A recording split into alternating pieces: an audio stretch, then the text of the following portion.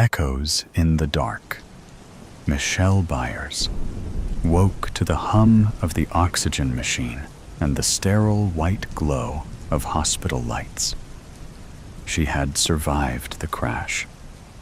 Her husband, Daniel, had not. They told her she had been unconscious for days, and in those days, the world had stolen her sense of normalcy. Recovery was grueling. Her body ached, but her mind suffered more. The doctors diagnosed her with narcolepsy, an after effect of the trauma.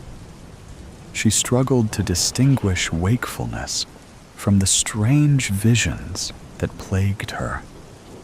But nothing prepared her for what came next. Chapter 1. Fractured Pieces. The house felt empty without Daniel. Michelle moved through the rooms like a ghost herself, touching the furniture, the framed photographs, the tiny details of a life that had once been whole. Every object felt sacred, preserved in time, but also hollow without him. Then the strange things began happening. The first time, she thought she was imagining it.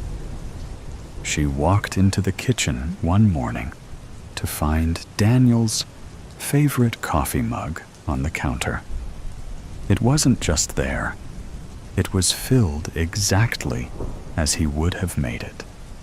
3 sugars, 2 splashes of cream. She froze. Her breath came in quick, shallow bursts. She reached out with a trembling hand and touched the ceramic. It was warm. Did I do this? She whispered to herself. She had no recollection of making the coffee. She dumped it in the sink, trying to push away the nagging thought clawing at the back of her mind. That night, she checked Daniel's drawer, the one where she had placed his watch, his wedding ring, his last belongings.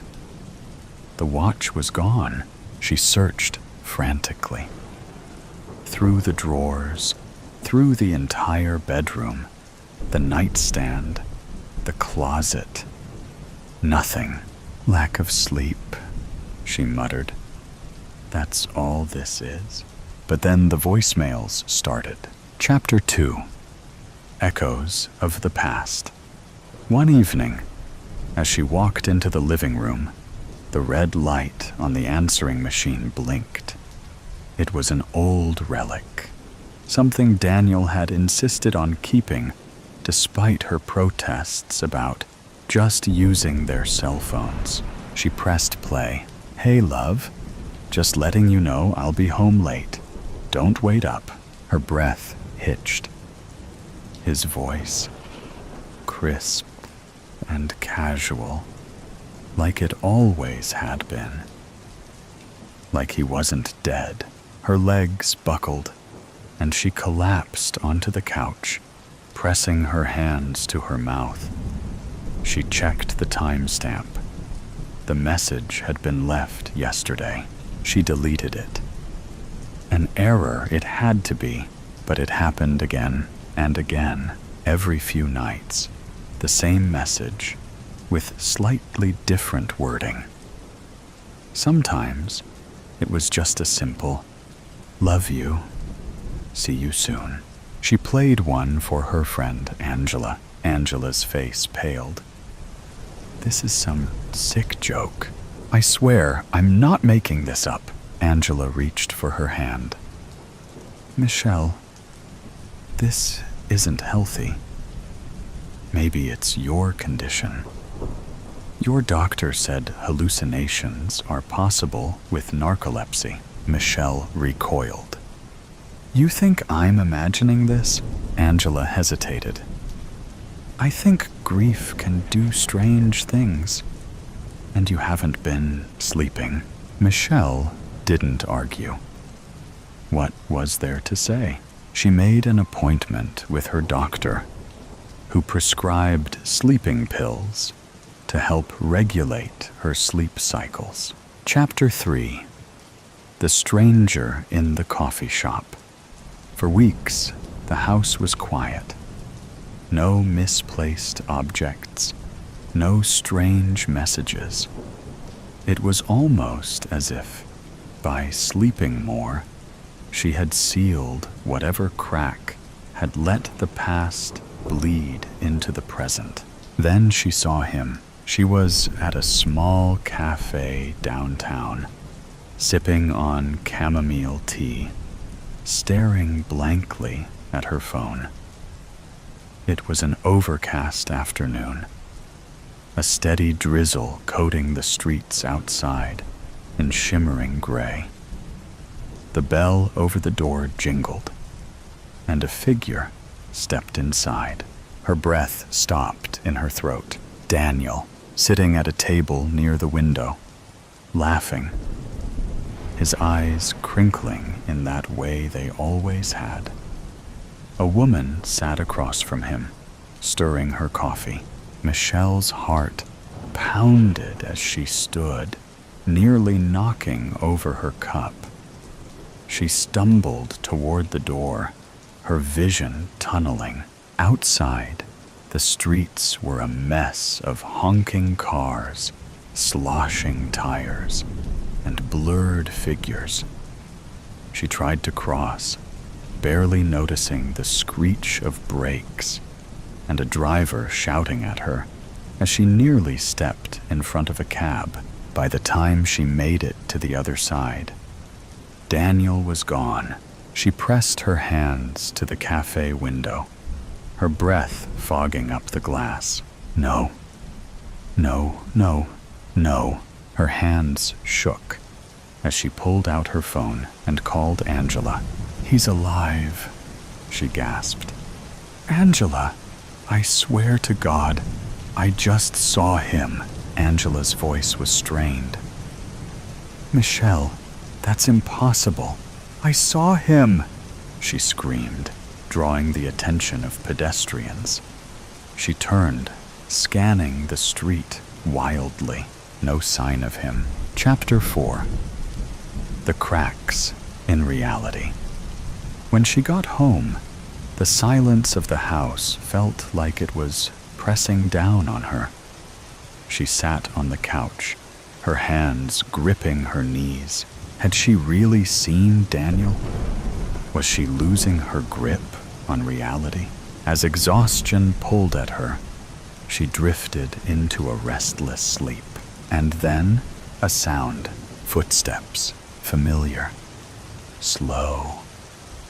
Moving toward the bedroom, her heart pounded as she forced herself up. The house was dark, the air thick with something unspoken. She crept toward the bedroom, every step feeling heavier than the last. She pushed open the door. Nothing. Her breath came in ragged gobs. She turned on the light. The room was empty. Just her mind playing tricks again. She sat on the bed, tears burning her eyes. What's happening to me? Then her phone rang. She snatched it up, hands shaking. "Mom? Honey?" Her mother's voice was soft. "I just wanted to check on you." "I'm not okay," Michelle whispered. "Mom, I saw him. I saw Daniel." Her mother hesitated. "Michelle, you know we talked about this before. You and Daniel discussed his wishes in case something happened. You don't remember?" A cold wave washed over her. "No, we never had that conversation." Her mother sighed. "And what about your trip to the lake house last summer? The one he planned?" The words stuck in her throat. "That never happened." "Did it?" Then she noticed something else. Her hands, they were different. The faint scar from childhood, gone. The calluses from her years of playing piano, missing. Her reflection in the bedroom mirror flickered for a second. An almost imperceptible glitch, as though the pixels themselves struggled to keep her image in place. Then the bedroom door creaked open. Footsteps, familiar, a shadow in the doorway. "Michelle," the voice whispered. Her pulse stilled. Her breath caught in her throat. She turned and saw herself standing there, watching. The world cracked apart. Darkness swallowed her whole. When Michelle awoke, the room looked the same, but wrong. The pictures on the wall were slightly different. Her wedding photo with Daniel now showed them standing in front of a place they had never been. The color of the curtains had changed. Her phone no longer recognized her face. She stumbled to the bathroom, flicked on the light, and gasped. The reflection stared back with blank eyes. Her face, similar, yet unfamiliar. Sharper jaw, eyes a shade too light, skin too smooth. The scar on her collarbone from the skiing accident years ago was gone. A mechanical voice echoed faintly from her phone behind her. "System error. Biometric mismatch. Please verify user identity." She backed away from the mirror, from the glass that shimmered like liquid for half a second, as if the world was re-rendering itself in real time. She opened drawers, desperate for something familiar, something hers. But the clothes weren't hers. The books on her shelf bore her name as the author, only she'd never written them. The covers depicted surreal scenes, cities made of bone, people with stitched smiles, hollow-eyed children staring up at crimson moons. She ran outside. The street was there, but so quiet. The sky above was bruised purple, the clouds tinged with red. No birds, no wind. Every person she passed moved too slowly, their limbs jerky, robotic. They didn't blink, didn't speak, didn't see her. Michelle walked in a daze, her breath fogging in the warm air. The newsstand still had papers, but the headlines made her stomach twist. Temporal leak worsens. Memory replacements imminent. Global consciousness sync delayed. Users report phantom lives. Version control glitch detected. Subject 487. M. Byers. Flagged for recalibration. Subject? She turned to flee, but froze when she saw the cafe. The same cafe where she'd seen Daniel weeks ago. And there he was again, laughing, alive. Wrong. Sitting across from someone with her face. The other, Michelle, turned, and their eyes met. The world paused. A buzzing started low in her ears, rising to a high-pitched shriek. The people froze mid-step. The air shimmered. The other Michelle stood slowly and began to walk toward her. Michelle backed up, stumbling into a metal pole. A nearby screen flickered to life, displaying the symbol of an eye with fractals radiating outward. Then, a voice spoke from nowhere and everywhere. "Welcome, Subject 487. Consciousness sync complete. Version displacement detected. Initiating purge." Michelle screamed, but there was no sound, only light. And then oblivion. Epilogue. Static. In a bright white room with no doors, Michelle sits at a desk. Her hands type furiously on a keyboard that glows with symbols she doesn't recognize. On the wall, a screen shows surveillance feeds, dozens of herselves navigating fractured realities, some crying, some lost, some laughing beside Daniel. A door finally opens behind her. A figure enters. It's her again. This time, dressed in clinical white, clipboard in hand. Her eyes are cold, unblinking. "Reset failed," clipboard Michelle says. "They always fight it," desk Michelle whispers. "They remember too much." Clipboard. Michelle tilts her head. "Try a deeper extraction next time." Desk. Michelle nods, tears streaking down her face. "Which one is the real me?" The clipboard falls to the floor. No answer. The light flickers. The room glitches. And somewhere, in another version of reality, a woman named Michelle Byers wakes up again to the hum of an oxygen machine and the sterile white glow of hospital lights. Was it all a dream, or was this the dream? She doesn't know anymore, and maybe she never did. Soap, do not touch me. Calm down. Let me take that from you.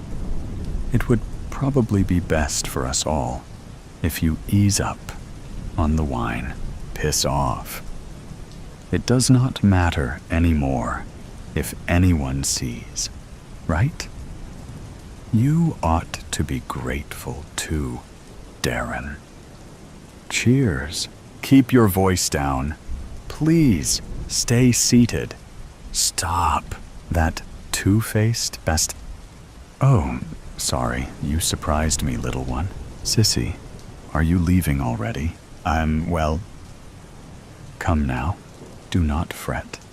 I shall be back soon. Oh, all right then. What is that you have there in your hand? A bar of soap. Do you work here? No? I don't think so. What is that supposed to mean? Tell me your name then. I don't remember. Very soon.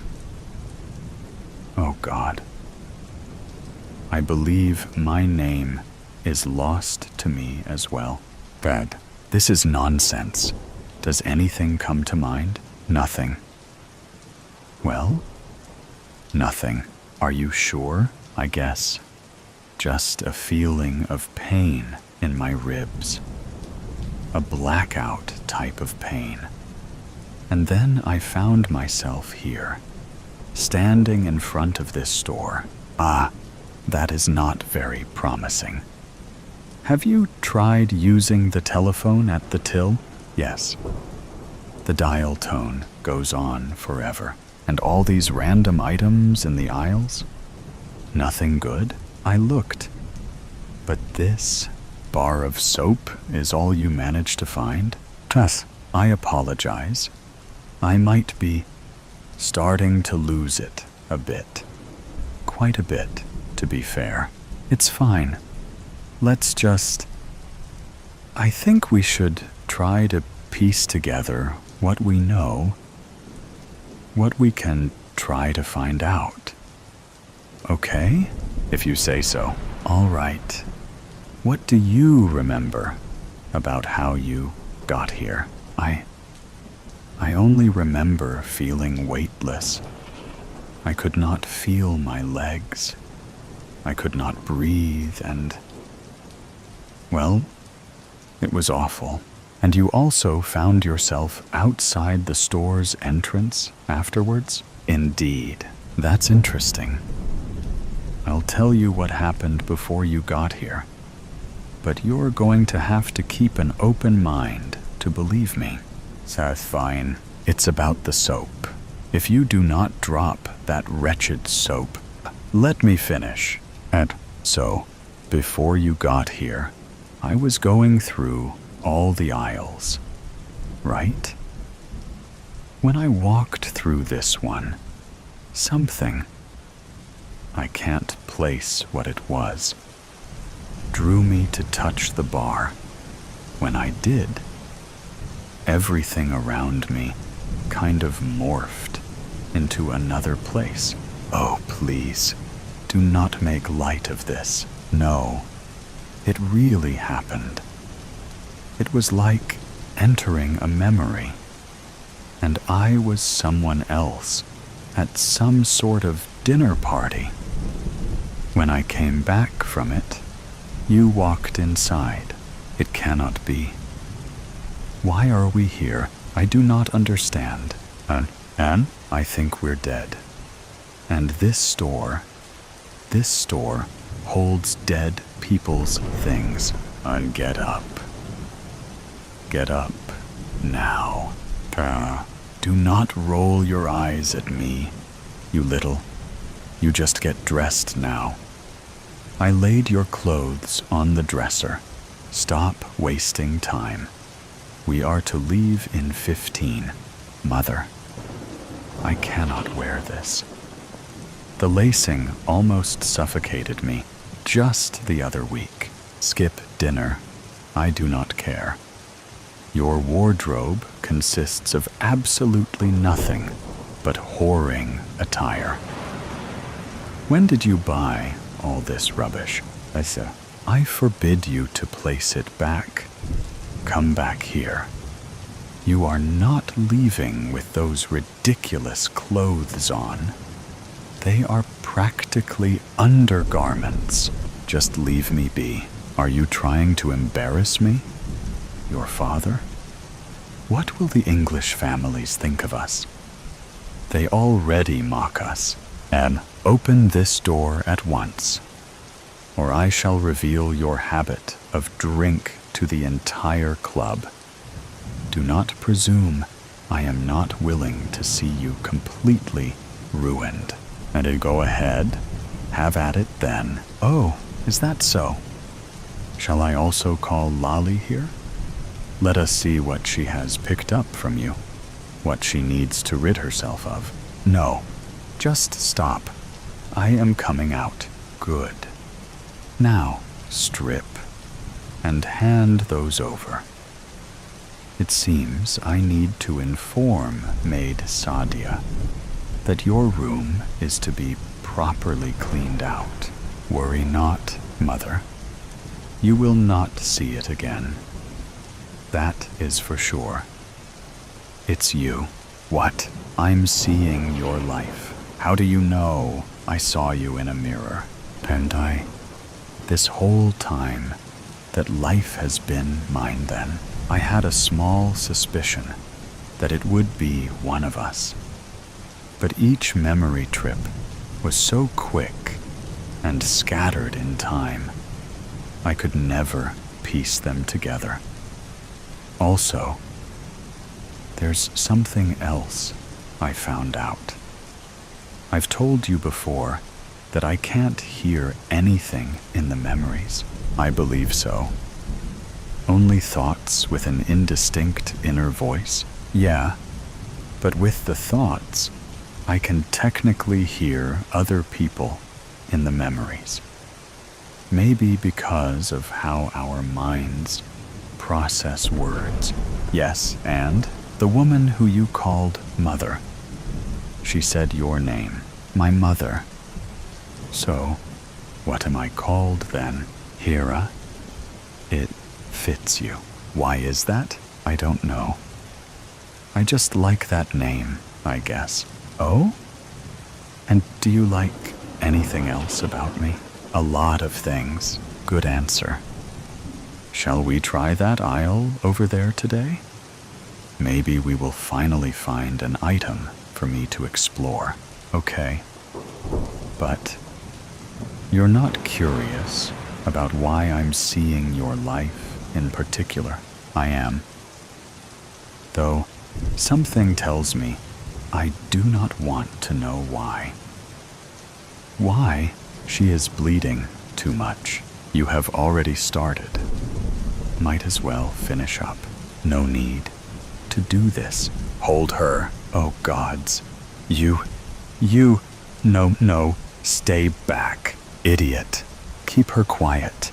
No one can know about this. When you are done, place this in her hand. Why? Symbolism, boy. There is to be a mad killer on the loose, cleansing sin in the ton. I cannot believe you touched it again. I didn't. I swear. It sounds stupid, but the soap literally flew into my hand when I wasn't looking. Todd, Hera, please say something. Did you see everything this time? How it ends? Yes, Raindrop. Do you want to know? No. But I know I ought to. Figure it is time to learn why that damned bar of soap is essential to my past life. I think you should too.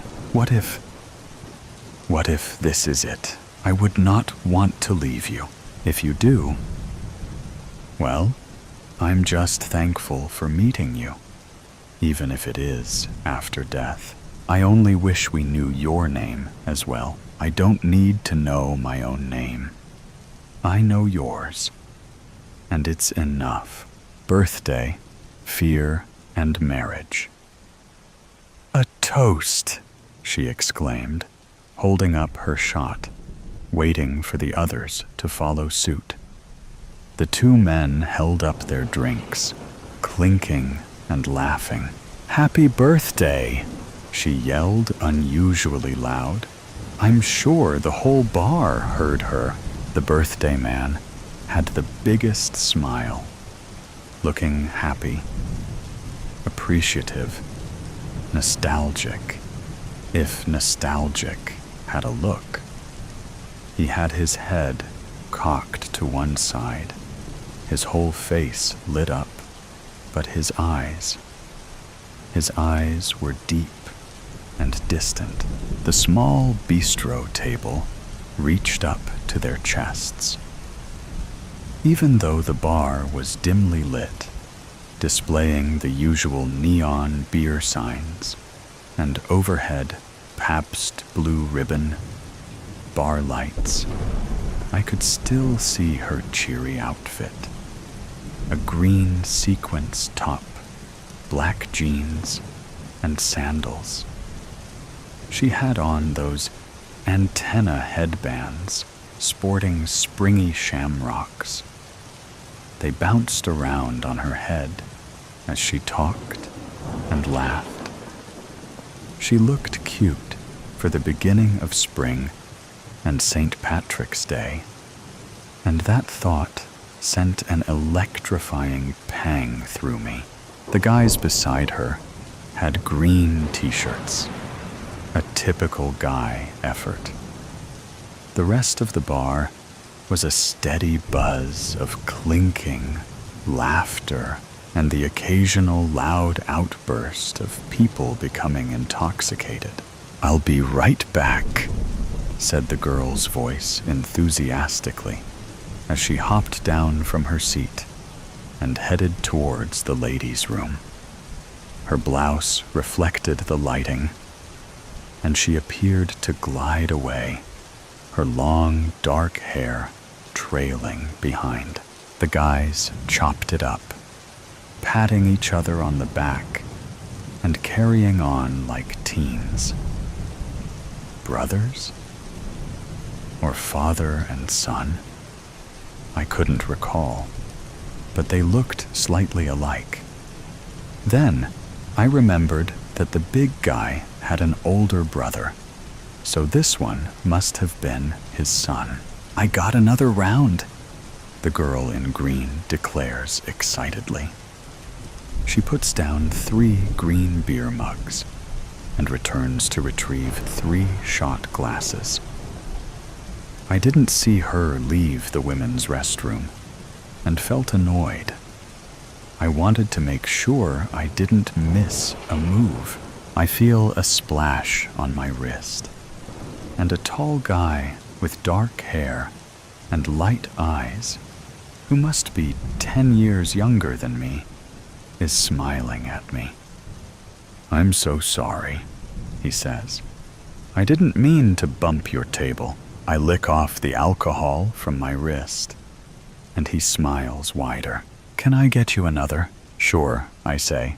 "A kamikaze, please." He leaves and returns with drinks for both of us. We engage in small talk, but the conversation takes a twist. It starts to get deep, past relationships and family.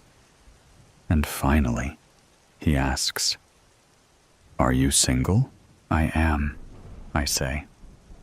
"It's only been 3 months, but I feel so free now." "I know what you mean," he concurs. "I've been single for about a year now." Just then, the DJ blasts the perfect dance song, and we look at each other and get up to dance. It is so much fun, I think. I enjoy the sweaty feeling from dancing as my hair sticks to my face and neck.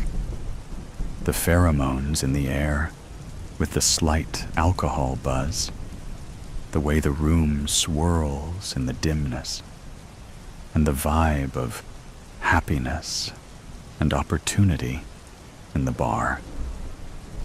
My body feels like it is moving exactly how I want it to. I feel sexy and elated. After a 25-minute set, we make our way back to the table. The girls I came with are in their corners, talking to their catches of the day. I didn't come for any of this, but I was glad it found me. He walks over to the bar to get us another round, and I bite my lip as I see his arms flex and reach into his pocket for his wallet. He's cute, my type, and he can carry a conversation. He's not an idiot, I muse. As he walks back towards me, I avert my eyes, acting like I wasn't watching him. But then I see Shamrock Girl. She is hugging the big guy, and the one I assume is the son comes in for a group hug. They hold on to each other, appearing like a tight-knit unit. She must be the sister, I decide. I've heard that the big guy has a sister. A kiss near my lip. He's back. My flirty side goes in for a small nibble. He smiles directly into my eyes, and I can tell I got him. "That's so sexy," he glows, after unleashing the shy girl act, engaging in intelligent conversation, being interested in all he says, and validating his masculine gestures. Classic flirting. I arrive at the next step. Teasing. It's not as calculated as it sounds. It comes naturally to me, and I could teach a class as good at it as I am at it. I stare at him as I sip my drink. There is a commotion at the Shamrock Girls' table. A group of guys and a couple of girls come in, high-fiving and hugging the 3 family members. I hear loud, "Happy birthdays," and there is camaraderie. It's a celebratory moment. I've had enough! I didn't come for this. I stand up, grab my jacket, which feels heavier than usual, and tell my cutie I need to find my friends. He looks disappointed, and I am struggling to keep my composure. My chest starts to feel tight, and my stomach starts to turn. I feel my heart beating faster, and my hands begin to shake. I feel sadness, then resolve, then the anger. I became blind. I walk to the Shamrock Girls' table and stand directly before her. My eyes are hard, and I stare at her. She stops talking, and her face straightens. The big guy, the killer, sucks in his breath. Must be nice, I utter. Must be nice to have a brother to celebrate his birthday with. My voice becomes louder and colder. She doesn't say anything. The surrounding people begin to look towards us. I snatch her hair with exceptional force and yank her face to the table. It is then the rage takes over. I fucking hate you! I scream at her. I hate you, I say to the big guy, attempting to reach for his sister. I pull the small, sharpened, handheld spear I carry and jab it into his hand. He yells and pulls his hand back. It is dawning on her who I am. She thought 25 years ago was long forgotten. The big guy thought it was behind him. He felt he paid his price for killing my brother, his classmate, and his childhood friend. But he didn't. I didn't get to serve my justice. I'm screaming viciously at everyone who is attempting to reach for me. I look like a rat cornered, trying to find a way out. In the corner of my eye, I see my cutie. He doesn't look shocked. He is slightly smiling at me. Let me do this! I scream. I raise my other hand with my spear and see myself driving it into her temple as I hold her down with my other hand by her hair. No, don't, was the only muffled words I heard from her. Screams ensue as I graze her head and stab the table. I plunge over and over on the wooden table beside her head until the adrenaline starts to subside. I realize the music has stopped and the whole bar is watching. The big guy was stunned, but he didn't restrain me. He let me do it, as I asked. He's holding his hand. He mouths, "I'm sorry." As the bar begins to fade into black, I feel someone's arms gently touching my shoulders, and my shoulders start to cave in. I slowly release my grip on her hair and let my hand fall onto my jacket.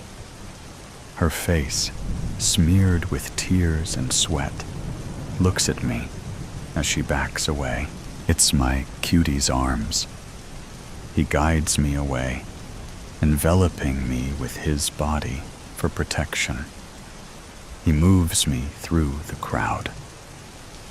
My hand feels the metal of the gun, the one I bought a couple of years after the big guy killed my brother in an attempt to curb my fear of guns. It remained in its case for over 20 years. I was still afraid of them. The topic came up in my deep conversation with the cutie I met. I told him my plan. He must have thought I was joking, but he was keen when it rolled out like the scenario I painted. As he walked me out of the building, I could hear my friends calling after me. I ignored them and got into my cutie's car. He shut my door and held me. Still feeling numb, we drove to the city. Halfway there, we started opening up again, talking like we had known each other for years. Nothing ever came of that night. Not one thing. There was no police report, and no one ever brought it up. It's almost as if it never happened. I ended up marrying my cutie. He is my soulmate, and I felt complete. A few years later, the feeling came again. I felt the stirring. I began formulating another way to get her. I'd send in my cousin to seduce her, make her fall in love, then break her heart. She needs a broken heart like mine, nowhere to be found. She's gone missing? When? Last night. I woke up this morning, and she wasn't in her bed. I thought maybe she'd gone to the bathroom, but she wasn't there either. I checked everywhere. Oh my God, Tori, did you check the backyard? Maybe she went outside to play early. Of course, I checked the backyard. I checked the whole house, top to bottom. She's not the type to just wander off, especially not this early in the morning. Okay. Have you called the police? Not yet. I don't know. I was so panicked. I called you first. You know how they are. They'll assume the worst, that I'm a bad mother. Tori, stop. Listen to me. You need to call them now. The sooner they start looking, the better. Every second counts. You're right. I'll call them now. Good. I'll be right over. Just stay put. Thank you, Sam.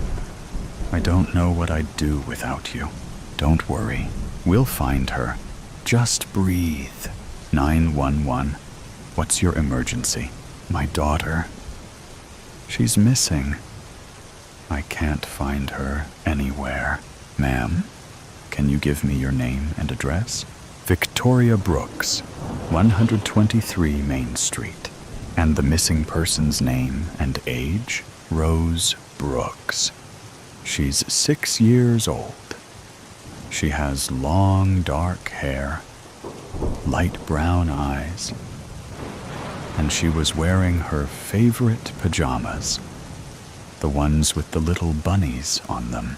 Mrs. Brooks, we'll send someone over to take a statement.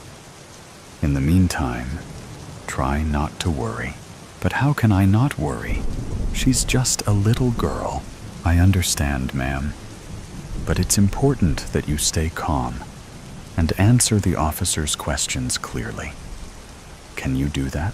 Yes, I'll try. Good. An officer will be there soon. Tori, it's me, Sam. Oh, thank God. I'm so glad you're here. I'm a mess. I told you I'd come. Have the police been here yet? Not yet. They said they'd send someone over soon. Did you find anything else? Any clues? Anything out of place? Nothing. It's like she just vanished into thin air. Her bed was unmade as if she got up normally. But her favorite stuffed animal, Mr. Snuggles, is gone too. Mr. Snuggles? That's her little teddy bear, right? Yes. She never goes anywhere without him.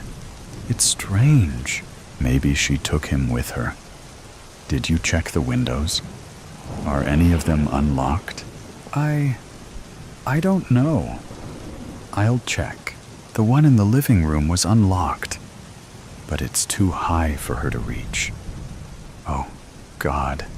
Do you think someone took her? We don't know that yet, Tori.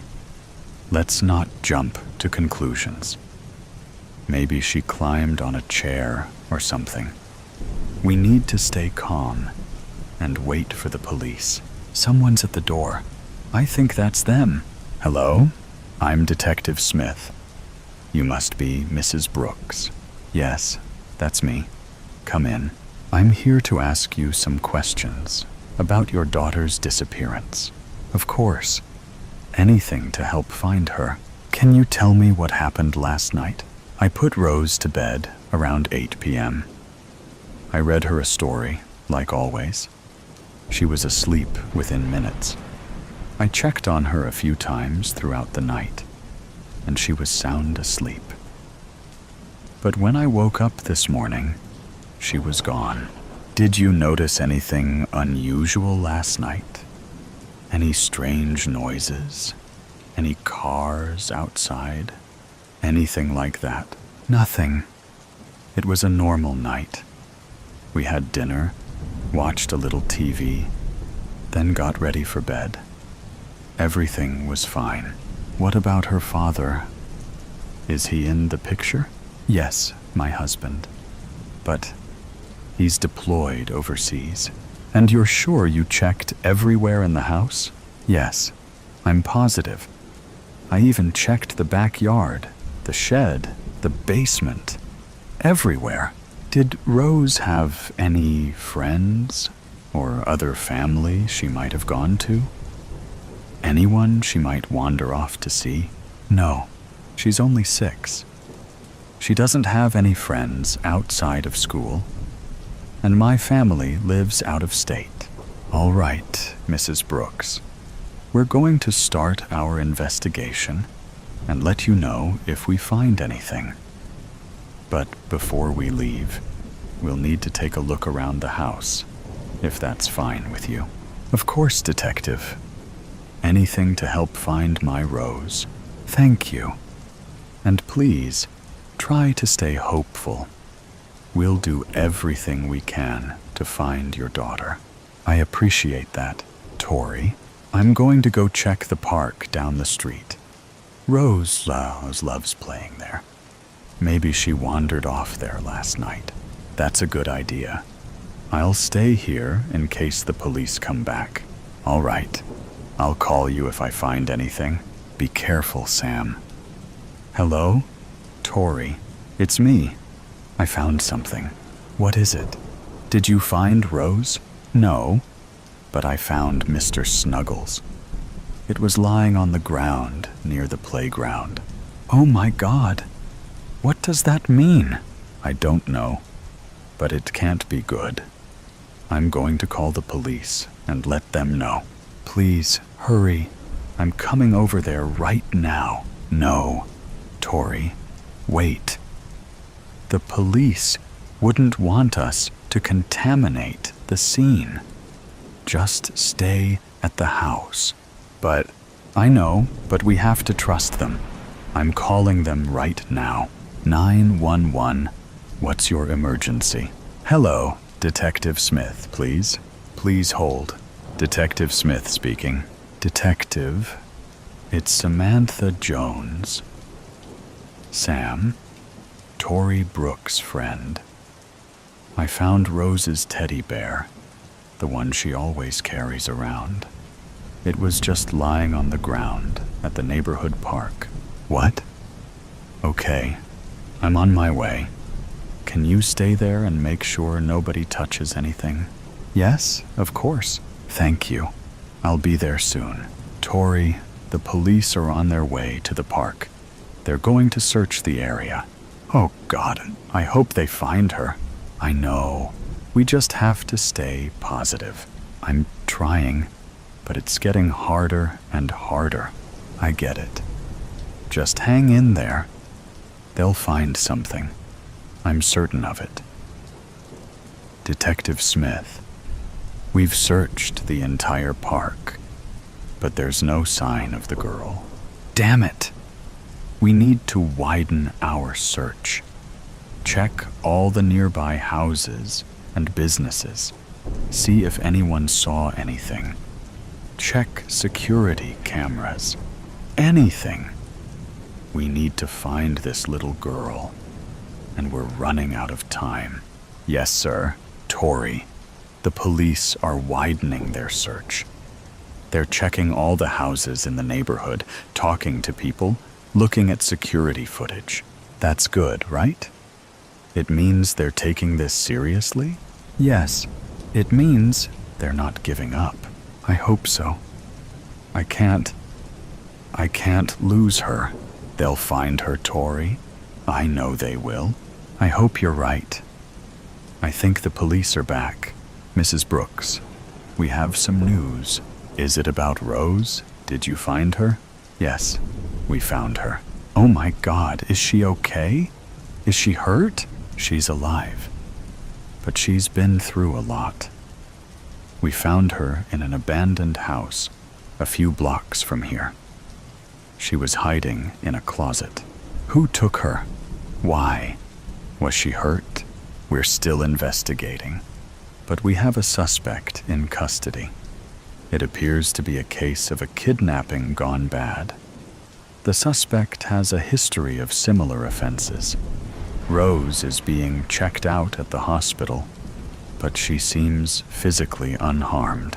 Oh my God, I can't believe this happened. I can't believe someone would do this. I understand. It's a terrible thing.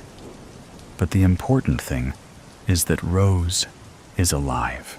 Can I see her? Yes, of course. She's at the hospital right now. We'll take you there. Thank you, Detective. Thank you so much.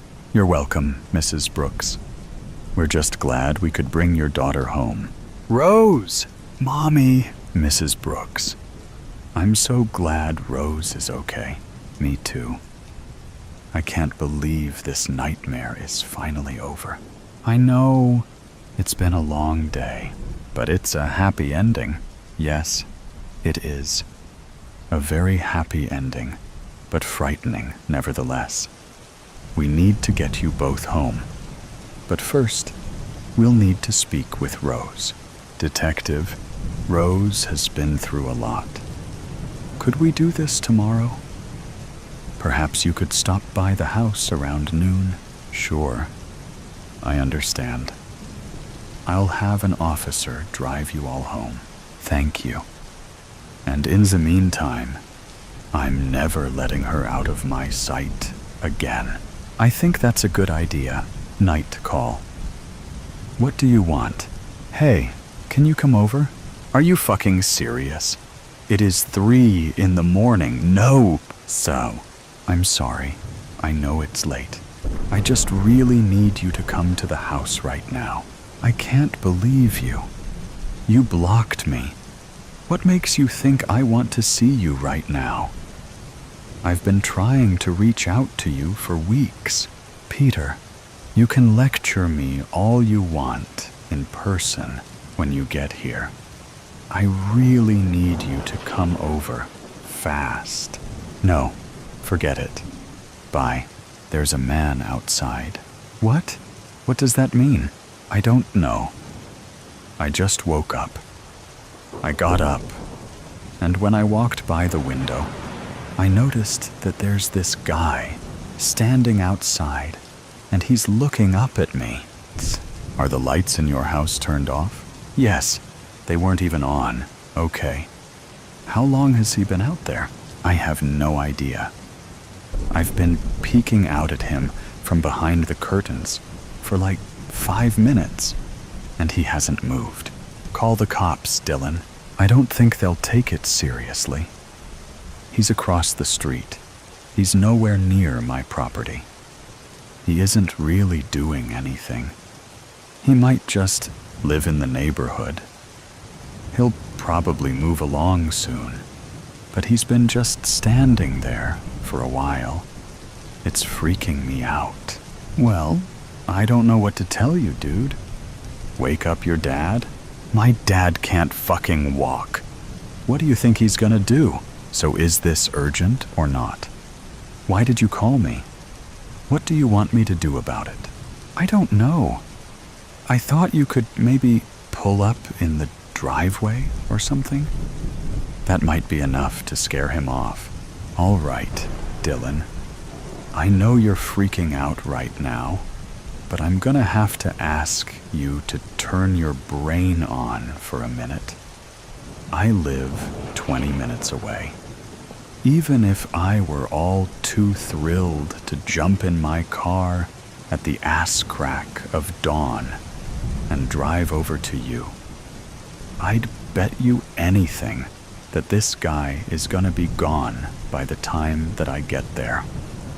I am not wasting my time and burning gas so that I can drive over to your side of town for nothing. I've already done way too much of that when we were together.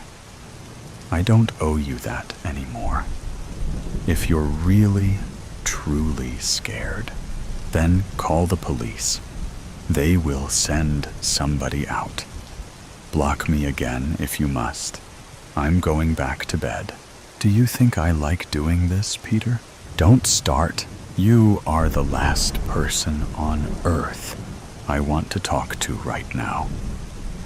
We wouldn't be having this conversation at all if I weren't absolutely mortified. There is nobody else I can reach out to about this. Oh, I'm sure one of your little boyfriends would love to help you out. Why don't you give them a call? Yeah, I did. You were not my first choice. Nobody answered. I thought you were mature enough to set your bitterness aside and come help me. I thought my safety would matter more to you than all the trivial problems you had with me. My mistake. Dylan, quit fucking around and call the police. I'm not gonna argue with you. God, you're dense. Wait, I know what this is about. What, Peter? Enlighten me. What do you think you know? There is no guy. What are you talking about? I'm looking right at him. There's nobody outside. I know you, dude. You're scared of everything.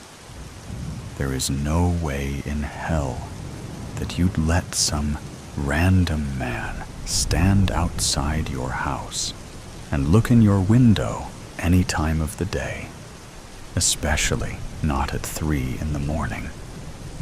You would have called the police immediately, not taken any risk calling me to come do something about it. You know that I don't like cops. Yeah, I didn't forget. I know that you don't like creepy men either. You've always struggled with common sense, but I don't think you'd waste so much time reaching out to me if you felt like you were in any real danger. I think you're pulling some fake emergency shit so you can get my attention. Yeah, I think you've been wanting to reach out to me, but you don't want to talk about everything that went down between us before you blocked me. I think it's an immature and disgusting thing to lie about. But it doesn't surprise me that you'd pull something like this. Look, call me tomorrow, and we can talk about things. This is just not a good time right now. He's gone. Dylan, were you listening to me? Yeah, whatever. I looked away from the window while you were talking, and I looked back, and the guy isn't there anymore. Oh, I'm sure. Hold on, I'm gonna open the window. Take your time, bud. He's not anywhere down the street. I'm going to check the backyard. I don't remember if I locked the gate or not. So are you just gonna completely ignore everything that I just said to you? Sorry, I kinda zoned out. What did you say? You're fucking sick, man. Is that all? No, it isn't. This little scheme of yours is fucking revolting. I never should have answered your call. I don't have time for this bullshit. I have to get up for work in 3 hours. I know that this is fake because you still haven't called the police. You haven't denied a single thing that I accused you of. You're gonna stretch this conversation out for as long as you can. There's no man in your yard. There never was. You wanted my attention, and you got it. This is genuinely the worst thing you've ever done, Dylan. I hope you know that. I don't want to hear from you ever again after I hang up this call. I'm done with you. I've put up with your bullshit for nearly 5 years, and it ends tonight. This really pisses me off. Man, Dylan, are you listening to me? Dylan. Hi, sorry. Dylan? What happened? Oh, nothing. Huh? Sorry to bother you. I'm gonna go. Wait. Why do you sound like that? What do you mean? You sound different. How? Your voice. It sounds rougher than it did before. I've got allergies. Good night. Hey, hold on. What? Did you hear anything that I told you? I set my phone down. Sorry. Did you go outside? Yes? Okay. Was the gate locked? Yes, I locked it. That's good. So, there's no guy. No. I need you to be 1,000% honest with me, Dylan. Okay. Was there ever really a man outside? No. So you were lying in order to reach out to me? Yeah. Why? I don't know. Is there anything you wanted to talk to me about? No. It's late. I'll call you tomorrow. Hey, Dylan? What? What's my name? My dad is calling me. Dylan, say my name. Good night. Dylan! Eye of the horse. Oh my God! Shrieked the women, sitting in the airport van, 3rd and 4th row bench seats, as the frigid air rushed in. No! I yelled, now alone and motionless in the 2nd row. I never saw a guy die before, but I wasn't totally surprised by what happened. The door just opened and out he went, sobbed one of the gals in the rear of the van. His body slammed onto the pavement of Pena Boulevard at 70 Mamie, then was splattered by the U.S. Foods 18-wheeler behind us. Steak delivery to Elway's Tap Room and Grill at Denver International Airport was definitely delayed that day. I wish I had never started a conversation with the guy next to me on American Flight 5460 Louisville to Denver. Or maybe I should have warned him to just close his eyes. That day won't stop playing back in my mind. It started innocently enough. Hi, I'm Jim from Meeker. Where are you from? I said to the guy in the window seat. My wife Annie says that if I get the middle seat, I should always make friends with my neighbors to avoid any armrest fights. I flashed him my biggest gas and oil business smile. "Oh, hello. I'm Brian from Kentucky. Well, at least originally," he replied while extending his oddly sweaty hand. "Where's Meeker? Actually, I live on a horse ranch just west of Meeker in northwestern Colorado. Horse country, just like you in Kentucky." I pulled up the bottom of my boot-top business jeans so he could see my Tony Llamas. "Oh, hell no. I don't live anywhere near horses now, and never will. I'm a lawyer for the U.S. Department of the Interior." Brian's upper lip was sprouting beads of sweat with that comment. He looked like a size 48 man in a size 44 suit coat. I thought that might explain the perspiration. "That's too bad," I said. "God never made another animal so connected to human beings, except for maybe dogs. My stallion's big brown eyes can look straight into my soul." After a rough day of selling natural gas and fracking pumps, there's nothing like some quality horse time. "Mind if I ask what happened between you and a horse?" "Oh yeah. You could say something happened. I was 15 years old, and a bunch of us decided to cut across a horse field to take a shortcut home from the school bus drop off. Out of nowhere, this huge old gray horse charged at us and damn near bit me as we escaped over the fence. It had one scarred eye socket, and the other eye was all red and bulging and bloodshot. Scared the shit out of me. I fell off the fence and broke my right wrist. I cursed that horse, and I think he cursed me. Look, it never did heal right." Brian pulled up his sleeve, held up his meaty right arm, and revealed a wrist that was weirdly bent like a spoon. "Yeah, I can see how that would spook you. How did the horse lose its eye?" "How the hell am I supposed to know? I was just a kid, and I sure didn't have anything to do with it."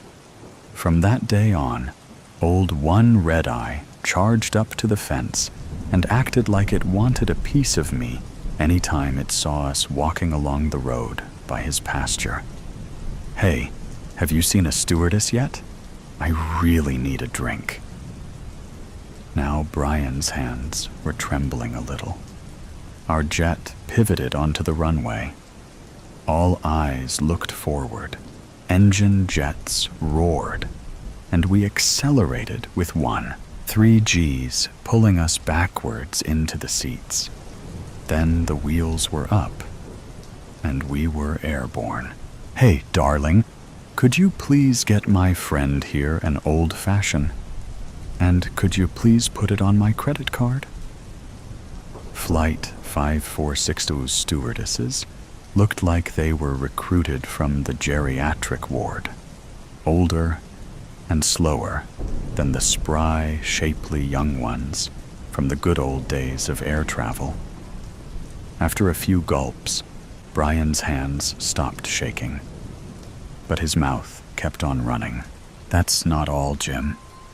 I biked across country when I was 25 years old and almost got trampled to death by wild horses. My buddy and I were in Warm Springs, Nevada, the middle of nowhere in Nye County, with the largest wild horse herd in America. Warm Springs had a one-building combined bar/restaurant/gas station/grocery store. We were exhausted after biking the 50 miles from Tonopah in 100-degree heat and asked the barkeep if it was okay to pitch our tent for the night near the picnic table beside his establishment. He said, "I don't give a shit." So we did. We conked out right away, and hours later woke up to the sound of thunder. Then the noise became deafening, and the ground and tent walls really shook. I peeked out between the tent flaps and saw nothing but the hooves, shanks, and fetlocks of hundreds of wild horses. It wasn't an earthquake. We were in the middle of a fucking wild horse stampede. Brian's eyes were now bugging out, and his face was red, wet, and kind of wild looking as he continued. He leaned in toward me and spoke in a whisper. "Jim, I curled up in the goddamn fetal position, preparing to be killed by horses. I don't mind telling you that I actually pissed myself." The guy in the aisle seat, who I never did get to make friends with, heard what Brian said, shifted away from us, and put on his headphones. I guess he had overheard enough. I wish I had done the same. Brian gulped down a second old-fashioned and collected himself a bit. "Jim, when the noise stopped and the dust started to clear, we crawled out from our tent, expecting to find our bikes, and our gear flattened and mangled.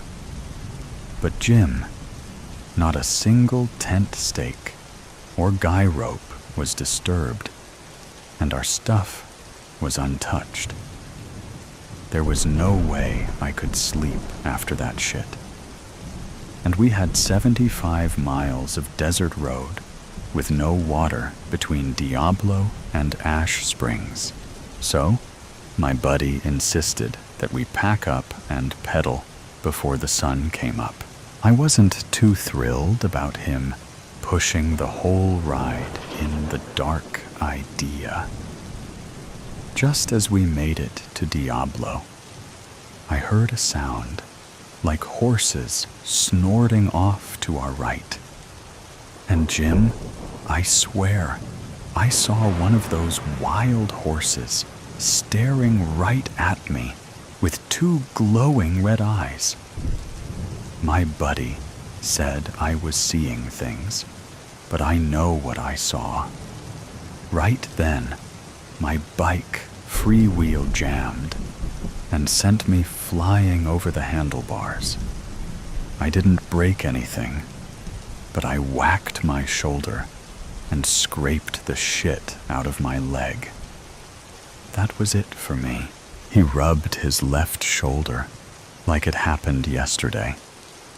The armpits of his polyester suit coat were soaked. I wish I had told Brian that I needed to get some sleep before we landed in Denver, but I didn't. He might be alive today if I had ended our conversation right then and there.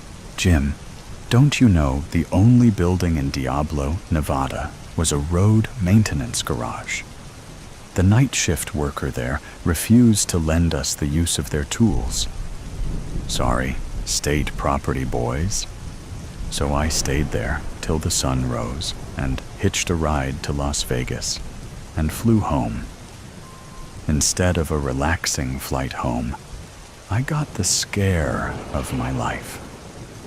Brian took another swig from his drink. "Jim, I sat next to this Navajo Indian dude on the plane ride home and told him my story, just like I'm talking to you. He was tall, wore a fancy black suit, and had his hair all pulled back and tied by a white cloth, but smelled like he just came from a campfire. He never said a word until he slowly turned toward me and said, "My people believe the sun-bearer created the horse and placed the stars and the dark universe in the horse's eyes so they can see the dark. You know darkness can kill a man. So can the number 3. Then he got up out of his seat and went to bathroom and never came back." With that, Brian's face turned pale.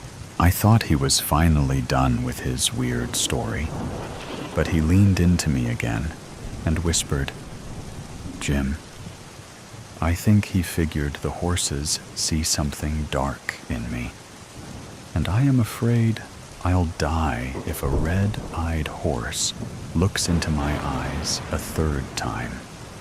So, no 3 strikes and you're out for me. No fucking thank you. I don't want to see another horse in my life. My sister just moved to downtown Denver, and I just want to visit her and maybe see a Nuggets basketball game. Yeah, I think some big city shopping and a pro basketball game would do you good, Brian," I said. But now he's dead. I told my wife Annie all of this when I got home. Honey, I was afraid to tell him about that 32-foot-high blue Mustang sculpture. You know, the one just outside the airport that has, of all things, 2 glowing red eyes. I was sure he would go into a full PTSD episode or a seizure if he knew that we call the statue Lucifer. Remember how a section of that 9,000-pound statue fell on that Jimenez guy who sculpted him, and how it crushed his leg and severed a big artery and caused him to bleed to death. I figured he didn't know the story of the crazy guy who hopped out of his car and fired his gun at Lucifer, then turned it on himself. Annie, after we landed, I rode in the same airport van on the same front bench seat as Brian, specifically to distract him as we passed by Lucifer. "You did everything you could to help that poor man, Jimmy," she said, trying to console me while she slipped into her nightgown. "Seems like it's the van company's fault for that sliding door not locking right, sweetie. At first, I didn't think Brian ever actually saw Lucifer's red eyes. But just after we passed that bastard blue Mustang, he looked at the driver's rear view mirror and saw Lucifer all reared up on his hind legs with those red eyes beaming.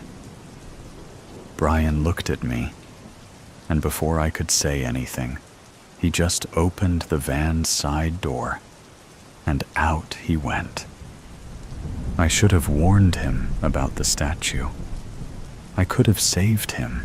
Annie said, "Oh my God, sounds like that guy had deep issues, and nobody can save that kind of crazy.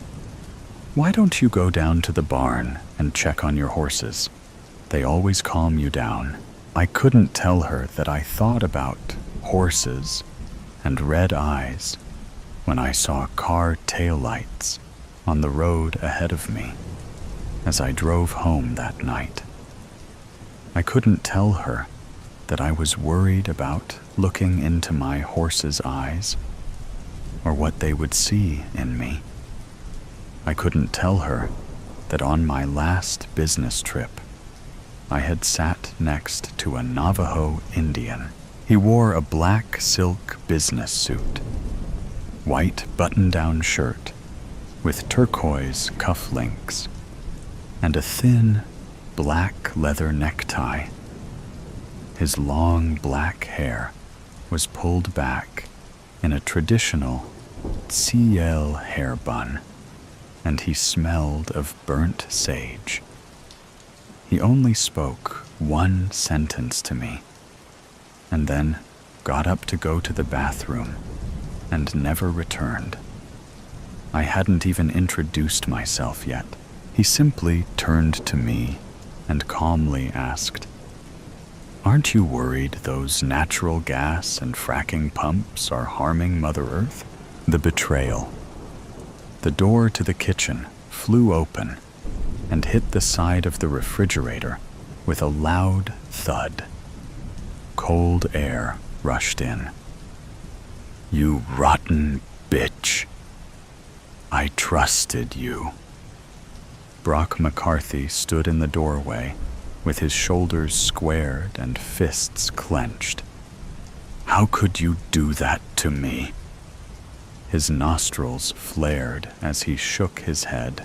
Stunned, Clara Simmons gasped when she heard the commotion. After she regained her composure, she bristled at the hateful accusation. She placed the half-empty dinner plate she was holding in the sink. Staring into his brown eyes, she asked, "What the hell are you talking about?" After 2 years of living together, she knew Brock's temper. But this deranged outburst was worse than usual. "You know damn well what I'm talking about. My secret. I told you never to tell anyone about that shit. I didn't say anything to anybody." Her words were unhurried but emphatic. "You had to tell somebody something. When I went to the back door after work, all the guys started busting my balls, dropping hints, talking shit like they knew things. All of them acted like they knew something. And you're the only one I talked to about that shit." Brock unzipped his black leather jacket and draped it on the back of a kitchen chair. "Why did you do it? You're nuts. Or you're drunk. I didn't say anything." They glared at each other as a chilling silence gradually filled the room. "Hell, I'm not even close to being drunk. I had to leave the bar before I could finish my pitcher." It was impossible to tell what Brock was more agitated about, leaving cold beer or defending himself against the swirling speculations about his hidden, checkered past. "Did you bother to ask how your drinking buddies heard about your precious secret?" Her voice was soft, as if asking a child if they had finished their homework. "I didn't have to.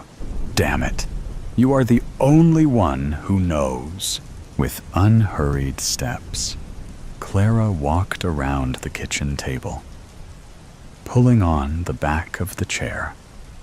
The faint scraping of the wooden legs against the linoleum broke the quiet, like fingernails on a chalkboard.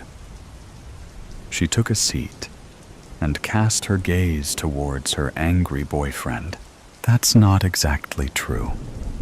She paused as their eyes momentarily locked. "Is it?" The tone of her now controlled voice was made bitter by a toxic mix of scorn and controlled rage. "Those women know." After a long pause to emphasize her point, she said, "Trust me, they really know." Like air escaping from a balloon, Brock's body went limp. Without making a sound, he fell into the chair across from her, searching her face for a clue about her intentions. "Look, you chose to tell me about your twisted secret. It was your choice. Clara's voice was cold. And I haven't told a soul since. But now I'm wondering what else you might be hiding. Wait, that's not fair. Fair? Fair? You have the balls to mention fair to me? That's laughable. You bust in here and accuse me of betraying you without a shred of evidence. I've always told you everything. Brock reached up and scratched the scruffy hair on his face. I didn't have to tell you about the women and what happened? But I did. And now you expect me to carry the same guilt? Clara adjusted her glasses. No, of course not. It's not guilt, exactly. Not really. It's more like, I don't know how to explain it. They sat listening to the faint sound of the small clock on the oven, ticking away the minutes, like the shattered pieces of their failing relationship. Absent-mindedly, Clara used her thumb to wipe the pepper dust off the shaker sitting in the middle of the table. Do you think one of the women, moved here? He took a long time to answer, as if he hated the power of what truth might do to him. It's possible. He bit the inside of his cheek a few times while he thought. Clara leaned back in her chair. So, what will you do? I mean, if you see one of them? She stifled a yawn as her composure returned. There's another possibility. What if one of those women sent their boyfriend to find you? Like a trapper beating the bushes to get the snakes to show where they're hiding. Brock twisted his face into a scowl after he deciphered her meaning. Crap. He leaned back into his chair. He sat silent for a long moment. I've never even thought about that. It was always a slim possibility, I guess. Well, I think you had better start thinking about that possibility, because I never said a word to anyone, ever. Why would I? Brock pursed his lips and folded his arms in resignation. Holy shit. What are we going to do now? We? Are you seriously thinking this problem is a we thing? I didn't have anything to do with that shit. I wasn't there. I don't even know who they are. This is your ugly history, not mine. Always has been. I thought we were a couple. I thought we were, getting serious. Brock's voice conveyed desperation. Oh yeah, that was before you came in here and blamed me for something I didn't do. I don't think I want to stick around to see what else you might blame me for. No, babe, wait. You can't do that. Really, I'm sorry. I'm really sorry. Well, I guess you should have thought about that before you shoved open the kitchen door with a heart full of hate. I went from bitch to babe in 5 minutes. And I don't want to see how long it'll take next time. She placed her hands flat on the table. Calmly, she rose and ambled across the kitchen towards the bedroom. Stopping halfway, she turned and said, I don't want to become another secret in your long history of betrayals. Where I come from, Love is all about trust.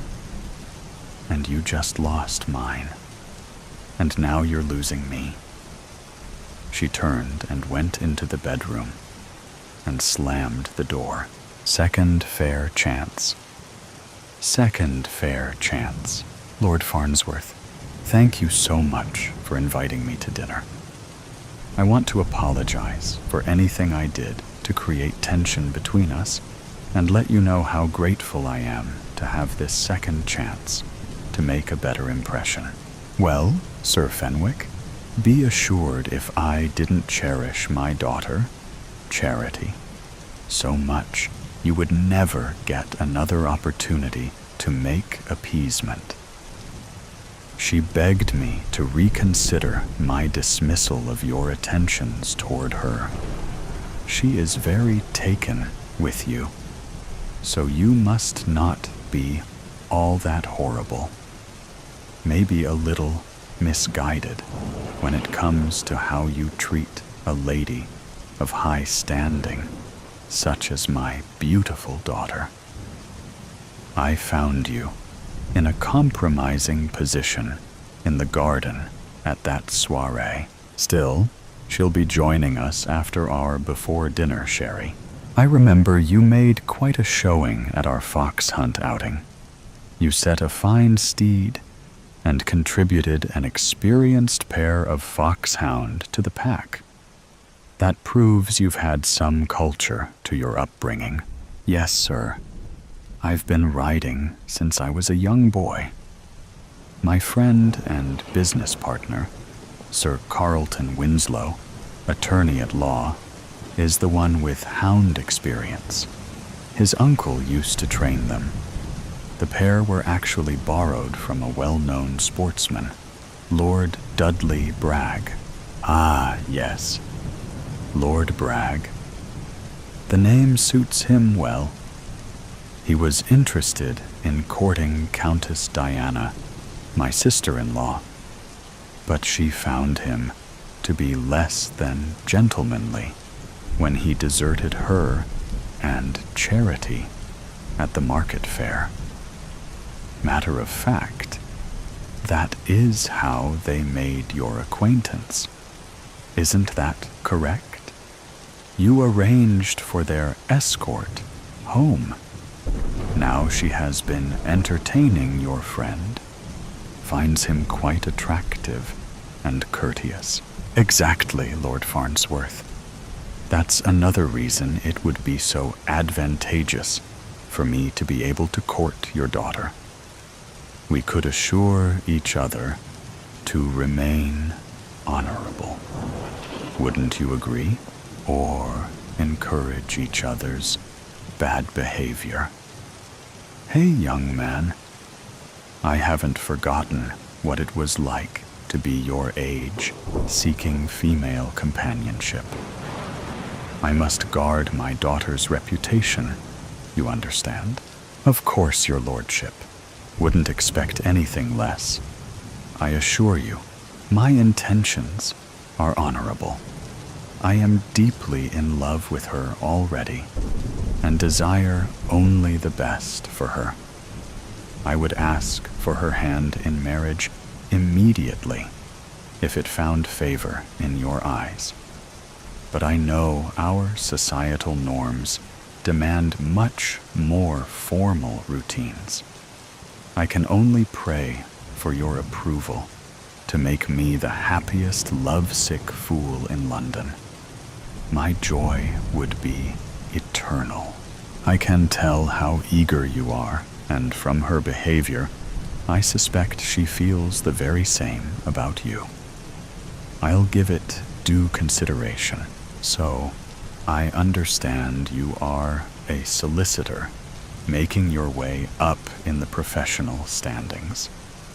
Do you suppose you will be able to support my daughter in the manner to which she is accustomed? I am afraid I have spoiled her, especially since her mother passed. Well, to be forthright, it will take some time to match the heights of your accomplishments.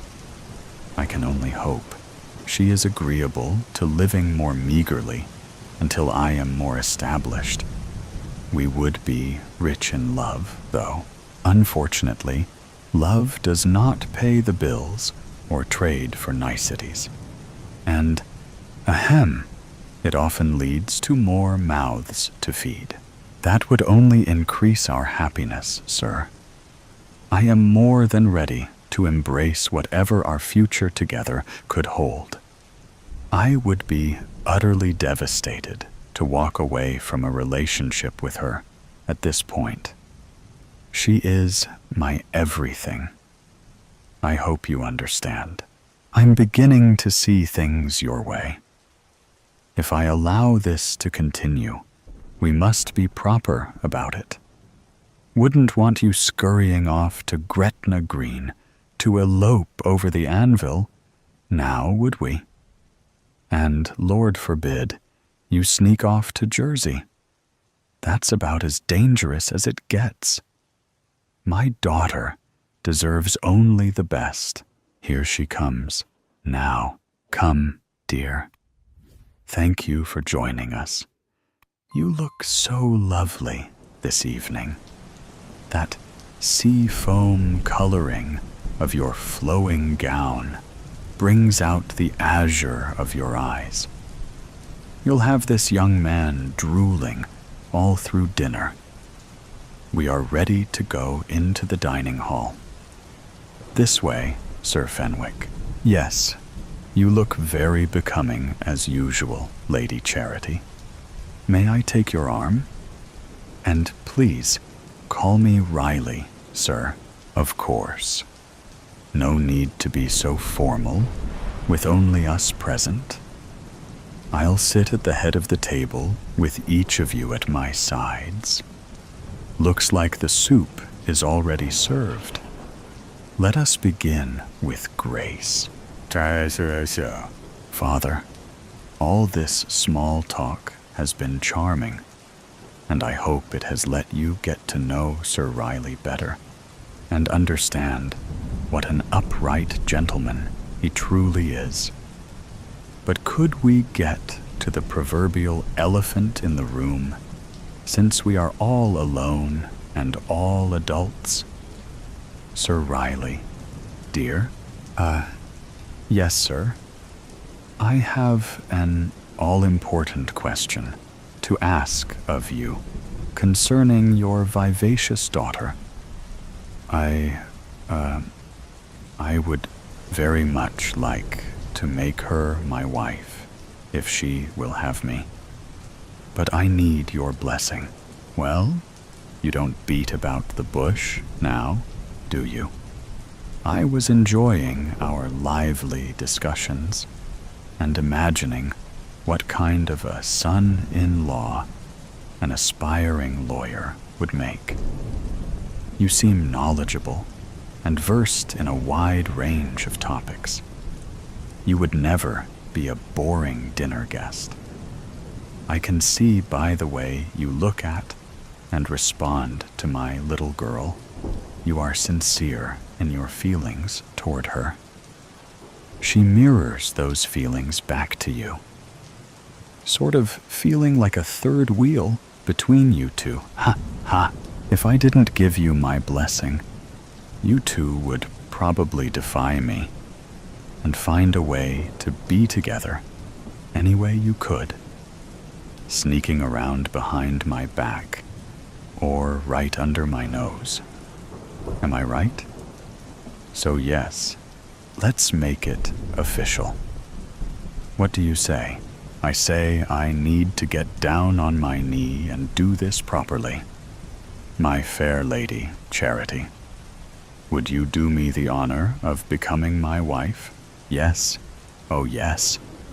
Thought you would never ask. Quest in time. Where is Julienne?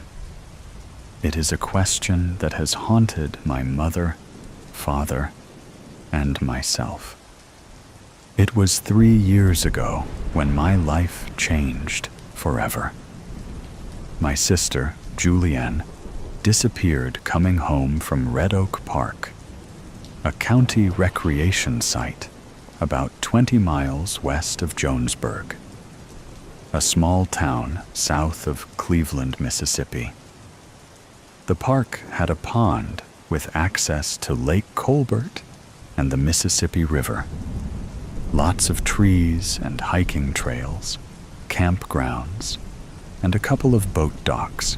My sister and her boyfriend had gone to the park to celebrate the Thanksgiving holiday. The two had gotten into an argument. She had gotten mad, told him to find his own way home, and had gotten in her car and left. First of all, you might be wondering why my sister was driving. That had a lot to do with the argument they had got into. Her boyfriend, Steve Simich, was currently a stocker in a grocery store, did not have a car, at least not one that worked, was trying to finish college, although not very successfully, and didn't seem too worried about whatever was ahead. My sister, on the other hand, Julianne Harden, had finished college, worked a full-time job, and was preparing for a life with a house, a family, and a future. Although there was no doubt she loved him, I believe that, looking back, she was beginning to doubt how much he loved her. His unwillingness or inability to move forward in a responsible manner was a red flag she couldn't ignore. So, that being the case, according to Steve's account, she blew her stack, fussed at him, and jumped in the car, speeding off down the road. She was never seen again. The police were called when she didn't make it home that night. Steve was interviewed, but the fact that he had to call a friend to pick him up at the park, something that was verified by the police, seemed to clear him of any part in my sister's disappearance. We called on friends and family, searched the roads between our house and the park, but found no sign of her or her car. 3 days later, her car was found in a church parking lot. There was no video or security camera, so no evidence of who left it there. No matter how we searched or the police investigated, no evidence of her has been found since. I was 17, a freshman at Hobart University when this happened. She was 22, a graduate from the same college and just starting her life. Although my questions started then, my quest didn't begin until my senior year, when I was finishing up a degree in criminal justice. My last semester at college, I had a chance to get an internship with the county sheriff's office, and I worked to get located at the same precinct that had investigated my sister's case. I did not mention my sister because I was afraid that they might see my placement there as some kind of conflict of interest. Luckily, it had been long enough since my sister disappeared that the detective assigned to the case, Jonathan Lucker, seemed not to recognize me or remember my name. I kept a low profile, determined not to be found out. I started in late January, with responsibilities to be assigned on a daily basis. My boss was Sergeant Holcroft, a middle-aged black woman who talked with a hard-nosed tone, but showed empathy and caring if you looked deep enough. In between cleaning interview rooms, filing personnel records, and filling out supply forms, I perused the computer, which I now had at least limited access to, and prowled the evidence locker to see what I could find out about my sister. Unfortunately, I could find very little that I didn't already know. She had left the park about 2 o'clock in the afternoon, according to her boyfriend's testimony, and started home. That was the last time she was seen. Being a long stretch of mostly rural highway, they could find no witnesses that saw her on the road, nor could they find anything that showed how the car ended up at the church parking lot.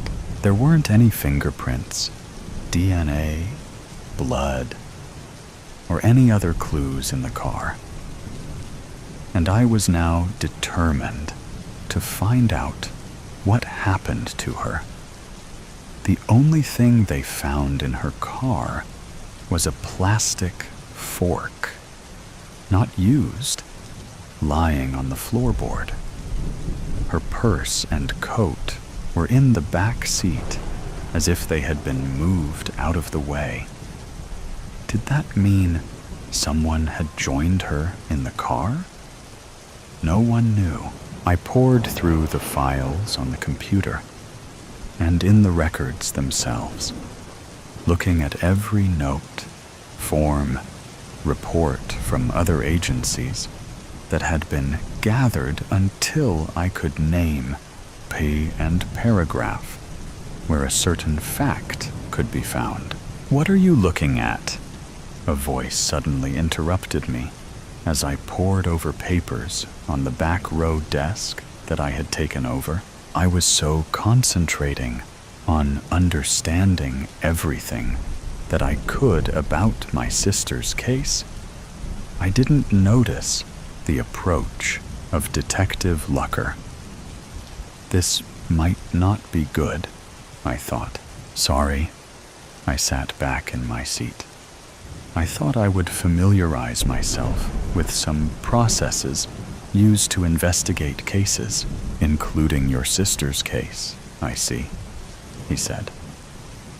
Detective Lucker was short, slightly bald-headed, with a thin gray mustache, thick fingers, and eyes that looked straight through you.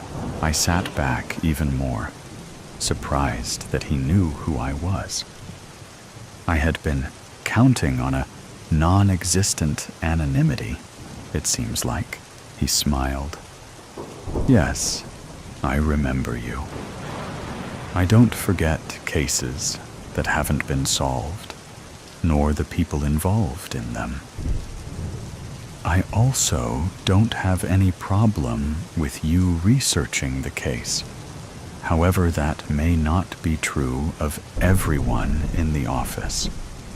There are 2 caveats, he continued. One is that you don't do anything that would jeopardize the case. You don't contact anyone. You don't mess with the evidence. You don't talk to anyone else in the office. If you have questions, you come to me. Secondly, if you come up with any facts, theories, or other information related to your sister's disappearance, you come directly to me immediately. Do you understand? I nodded enthusiastically. From having to sneak around, watching my back, to being given permission to research all I wanted to, discreetly, of course, was more than I could hope for. Yes, sir, I answered quickly. Anything that you have to tell me? He followed up with the to-be-expected question. No, sir. I shook my head. Nothing yet, he pointed at me. If you do find anything, let me know immediately. I will give you some hints, he continued. The boyfriend was investigated thoroughly. He had no motive, and we were able to confirm that he was at the park until he was picked up by a friend about 4:30. We could also not find any other friends or acquaintances who had motive or opportunity. She was traveling home, alone. You will see all this on the report. Her phone stopped sending signals not long after it left the park. Whether she turned it off or the battery died, we don't know. From what Steve told the family after it happened, I interrupted. He tried to call her many times after she left. Knowing my sister, she probably turned her phone off so as to not be bothered by his frantic messaging. The detective nodded. That sounds reasonable. Again, let me know if you find anything, he said, and walked away. I took that as a command not to be trifled with, but I didn't care. Anything I found out would have been on his desk the next day anyway. So, in that regard, nothing had changed. Except now, I had permission. I didn't have to feel guilty about doing my behind-the-scenes snooping, and better yet, my quest to find out what happened to my sister was on full throttle. I am sure there are cliches that I haven't used yet, but stay tuned. I spent the next several days in between doing the job that I was actually hired to do, going through the folders that I had found in the evidence files. The police had very little to go on. They didn't know when or where she disappeared, except it was somewhere between the park and the town, 20 miles away. They looked at security cameras along the main road, but although they saw similar makes and models, were not able to positively identify my sister's car. One note said that a similar type of vehicle was shown passing by a gas station, but did not show up in any other images between there and town. Again, did that have anything to do with my sister? Was it someone else who turned off to go home, visit someone, or head down a more rural road where only farms existed with no cameras or security images? I continued my research over the next several weeks, heading toward the time when my internship was fast running out. When the college semester ended, so did my internship. Luckily, the officer I worked for basically let me do my own thing and didn't assign me too many additional responsibilities that would make my research even more difficult. I wondered if Detective Lucker had said something to her, but I was afraid to ask. More and more, I became frustrated because there was so little to go on, and I came to appreciate how difficult the initial investigation had been. I feared that my question would remain unanswered until suddenly my duties as an intern helped me find the clue that I had been looking for. I was cleaning up folders from the conference room to be refiled after a meeting when I happened to look at the heading on one file: Sarah Jane Fuller, missing person. The tab on the folder read. Curious, I closed the conference room door, sat down, and opened it up. There were the usual reports and a picture of the missing girl. Attractive white girl with brown hair and a thin, pointed chin. Her eyes seemed to stare at me. I quickly placed it on the table and read the basic details. She had disappeared the year after my sister and was driving from eastern Tennessee through Mississippi, heading to New Orleans. Although there were interstate highways that provided fast and safe passages, for some reason, she was driving along the Mississippi River, taking back roads and rural highways.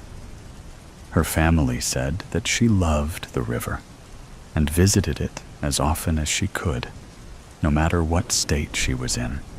So there was a possibility that she had driven that way for the scenery.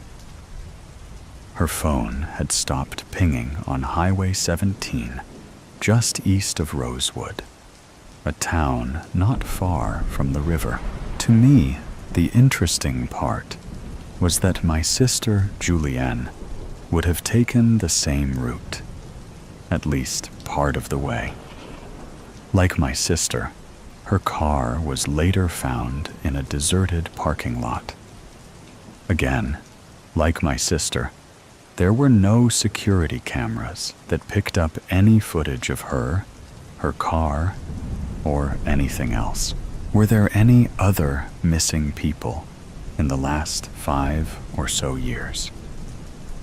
I found another candidate, this one an older man. Timothy Mitchell was last seen at a friend's house on Takeoff Ard in June 2022. Takeoff Road ran south and north of Highway 17. This occurred last year, again in the Thanksgiving or Christmas time frame. Another coincidence? His truck had never been found.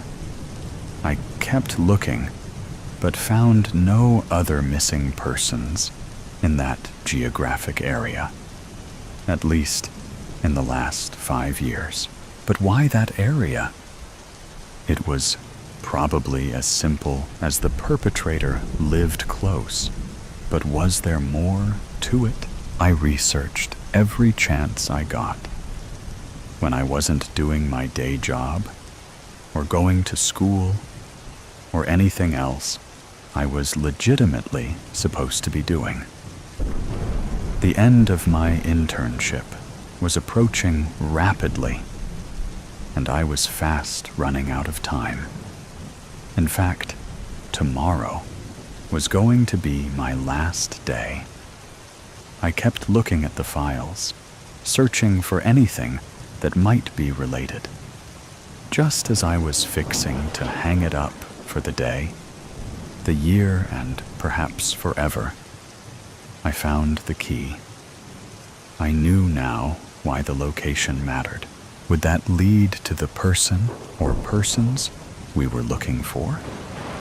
Would that lead me to Julienne? At noon the next day, I was sitting in my car outside of Josephine's Roadhouse, an old-fashioned restaurant located on Highway 17, halfway between the river and Jonesburg, hoping that the person I was waiting for would show up. I gave a big sigh of relief when a familiar car pulled into the parking lot and Detective Lucker stepped out. I had left an invitation on his desk before leaving the night before, since today I would be involved in out-processing, turning in paperwork, filling out forms, etc., and would probably have very little time to see him in person. The invitation was vague, but stressed that it was not a social event and might be very important to an answer that we both wanted. I met him in the parking lot, and we walked into the building. It was as old-fashioned inside as it was outside, with plaid tablecloths, white walls covered with old portraits, plaster statues on tables in each corner, and pictures of customers above each booth. We sat down and started looking at the menu. I was waiting for the detective to ask something, but he kept quiet, obviously content to leave it up to me. After we ordered, I looked at him, hoping that I wasn't going to sound like an idiot or nutcase. "Thank you for meeting me on short notice," I started off with. He nodded, but didn't reply. "I was researching, as you are aware, and I found some interesting coincidences," I said. "What coincidences?" he asked, already looking intrigued. I told him about the missing people besides Julianne, and stressed that this was only based on an initial search, and there might be more. "What makes you think they are related?" he asked. "The location was the first thing that came to mind," I replied. They were all thought to be either on Highway 17 or approaching or leaving the highway. Also, the time of year. All disappearances occurred in the November or December time frame. "I am assuming you found out what was so special about Highway 17, he asked. I nodded. "I believe I did. That is why I asked you to meet me here today," I said, taking a deep breath. Almost a year before my sister went missing, a wreck occurred on Highway 17. In that wreck, Joanne McKenzie, a 54-year-old mother of two, was killed. She supposedly lost control and hit a tree head-on. The car was old, and the airbag failed to deploy. "Supposedly?" the detective asked, as I had expected him to. The son, Timothy McKenzie, who was 21 years old at the time, did not agree with the police report. He kept saying to anyone who would listen that it was no accident, that his mother was murdered, and that the police were negligent. He complained to the news, to the city and county authorities, and even to the state. I found records online of letters he wrote to websites and news outlets all the way up until October of the next year. "October?" the deputy asked, his voice suddenly sounding very curious. I nodded. "The last thing I saw was about a month before my sister's disappearance. Maybe he just gave up and stopped fighting a lost cause." "Maybe," I agreed. "Except he also reached out after my sister's disappearance, as well as the other disappearances, by writing letters or posts about how unsafe our state highways were." "You think that he is involved in these disappearances in some way?" "I do.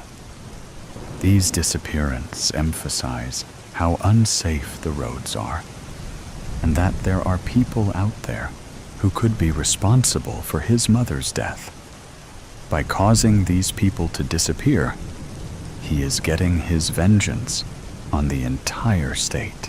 "But wouldn't these actions result in increased police presence, in making it harder for him to commit future crimes?" "Maybe," I answered. "But it hasn't happened yet." The other thing, as I mentioned, was the time frame.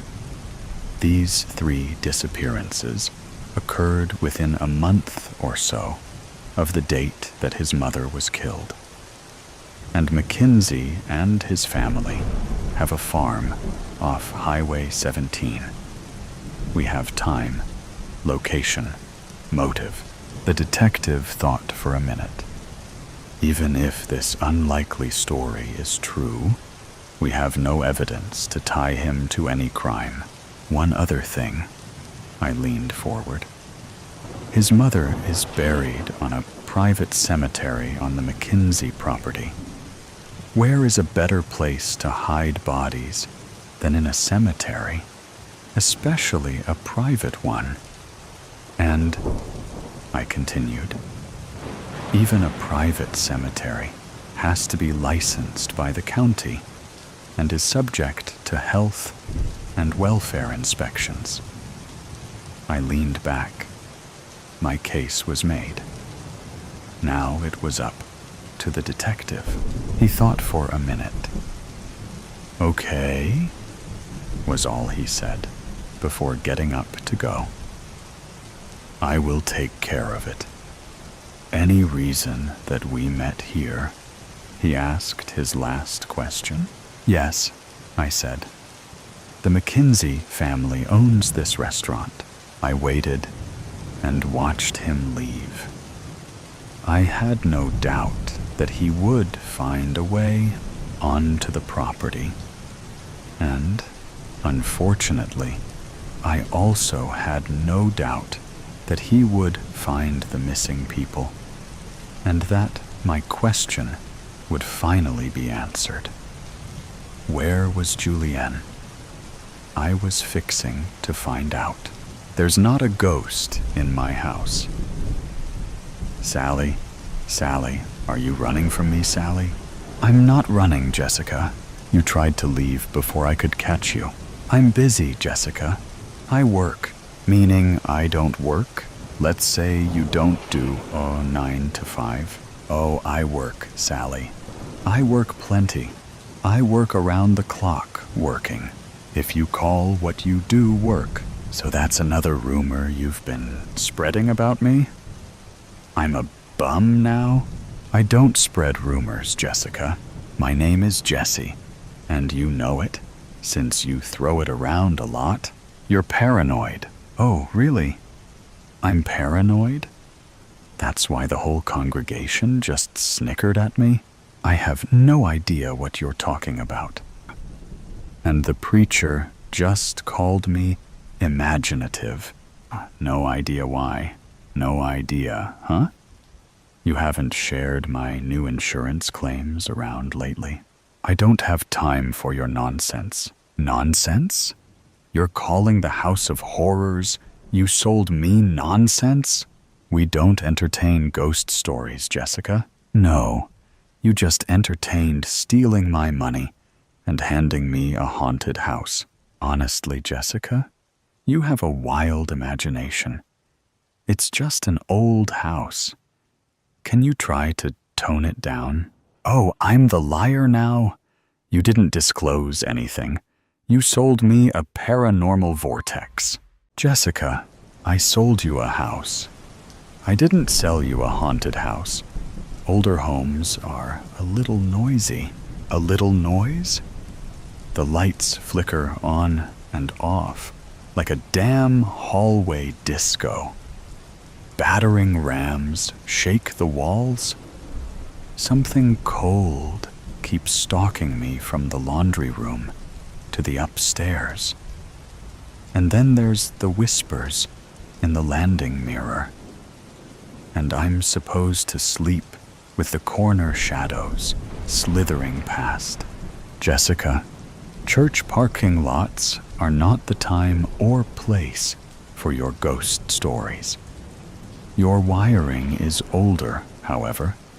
The house is perfectly fine and passed our inspection. Your insurance policy will not be covering your broken dish claims or any other fabrications. You mean my floating dishes claims before they rain and smash, plus the floating beds claims, and the floating curtains, and the floating ME? I don't know what you're trying to prove, but it's not working. You're making a scene here for nothing. Please, seek help. Oh yeah, it's all in my head, Sally. Is that the game we're playing? the entire town knew about. This is a county, not a town, Jessica. Fine.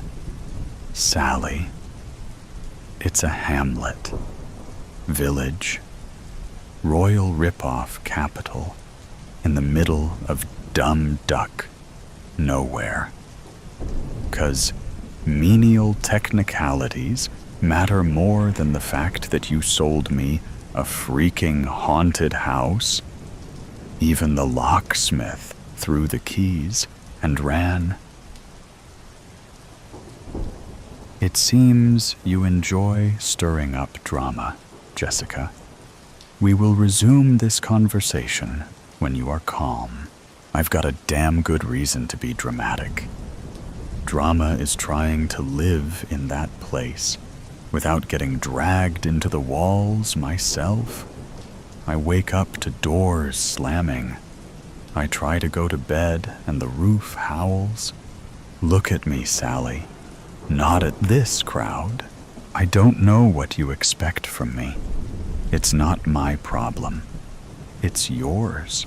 No, you sold me a nightmare, and now I'm making it your problem. The whole damn place is cursed, and now I've got a town full of people looking at me like I'm some damn lunatic. I want my money back. I'm not giving you any money, Jessica. You signed the papers. You knew what you were getting. Yeah, I signed the papers, but you didn't tell me the house bled. I'm swimming in a demon ditch, and you knew it, didn't you? That's enough. I didn't do anything wrong. You're the one who... You act like you don't do anything wrong. Instead, you've been telling people I'm crazy. You've made everyone think I've lost my mind. But I'm gonna make sure everyone knows the truth. I don't know what you want me to do, Jessica. The house is yours. If it's that big a deal, you can move. I have to go. We're all aware you have your jolly holiday to pack for, but you're going to handle this first. My holidays are well earned, Jessica. Unlike some... You're saying that I haven't earned a holiday? I'm saying you need to take a step back. I would love to step back, Sally. I would love to just go home and enjoy a nice Sunday brunch without my forks levitating above my head. It's not in my head, Sally. It's above my head. And I have loads of video proof online. It all went viral. None of that has been proven to be real. Proven? You want me to prove it? How about you come over for a meal? You can even spend the night. The guest room has floating lamps and screaming furniture that likes to rearrange itself. I'm sorry you feel this way, Jessica, but your home purchase and insurance policy can't help you with your haunting. My haunting. When are we going to acknowledge the literal hell you've put me through? The place is cursed, and you sold it to me with a smile on your face. And now I'm stuck in this ghost infestation, and you ruined my rep to boot. No one is answering my ads. Maybe no one needs your services here, Jessica. Will that be before or after the rumors you spewed? 'Cause they think I'm all crazy, right? 'Cause you didn't do anything wrong, right? I did not. I went out of my way to help you in an emergency. You were an opportunist. We all helped you, Jessica. Helped me how? Don't smirk at me. You ripped me off. I want my money back so I can move to a normal home with visitors that don't drop through ceilings. If you want people to visit you, Jessica, perhaps you should share more in community spirit rather than silly stories. I've had plenty of guests, Sally. Like rocks through my window, kids screaming, and slow cars passing. Not to mention the 24/7 live-in spook party you sold. And what about all the tents on your front lawn? The Ghost Hunters Unanimous Team? They're here for the one-night challenge. Do you have a permit for those theatrics? Excuse me? You didn't inform us that you were converting the property to a theater. We may have to cancel your insurance. You bloody snake! Unlike your stories, Jessica, your contract states you must inform us first if you run a business from the premises. And unlike your business slogans, I will be certain to share my bad experience with your real estate and insurance firm to my new 57K ghost followers. And I will sue you for defamation. And I'll sue you back. What defamation, Jessica? You shared my personal claims to half of the town, congregation, and our preacher. I believe we all count as witnesses to your ruining of my reputation. Yeah, let's go to court. No, don't. Jesse, we can review your claim on the 17th when I return. No, Sally. We can review all my claims before you leave for your palm trees on Tuesday. I'm sure it can wait. It's waited long enough. And, Sally, we may have additional info to review. And what might that be? Jesse? I am considering turning my ghost house into a business. We need to ensure the... Ouch! Do you always slam your Buick doors like that? A living mirage. Life, as funny as it sounds, flows in a circle. And I, personally, never liked circles. I'm more of an octagon kind of person. Sally snorts at her own thoughts, but groans when the noise is muffled by the hand that is covering the lower part of her face. It smells of sewerage, grimy, disgusting, and somewhat musty. Familiar, heart-wrenching, stomach-churning, brain-rotting, but familiar. Maybe a little too familiar. His movements are sluggish, as usual. His joints crack with every step, and Sally fears he might die on the spot. Although she is certain nobody would miss good old Donovan Peters if he were to suddenly disappear. They slowly creep into the familiar room, announcing their arrival with every creak of rotten wooden floor. Sally's mind wistfully returns to her life before this. Was there even one? Her memory falters. Why can't I remember? Her eyes scan the room frantically, sweeping over the unmade bed, splintered floor, and boarded-up window. Her home. Her cell. Her hands strain against the rope, shaking from the terror of having returned to this fearful place. NPA. Her protest is muffled, much like her snort from earlier. No. This will not do. His voice is croaky and barely clear. If she had not known his actual age, she might have thought him to be on the verge of expiration.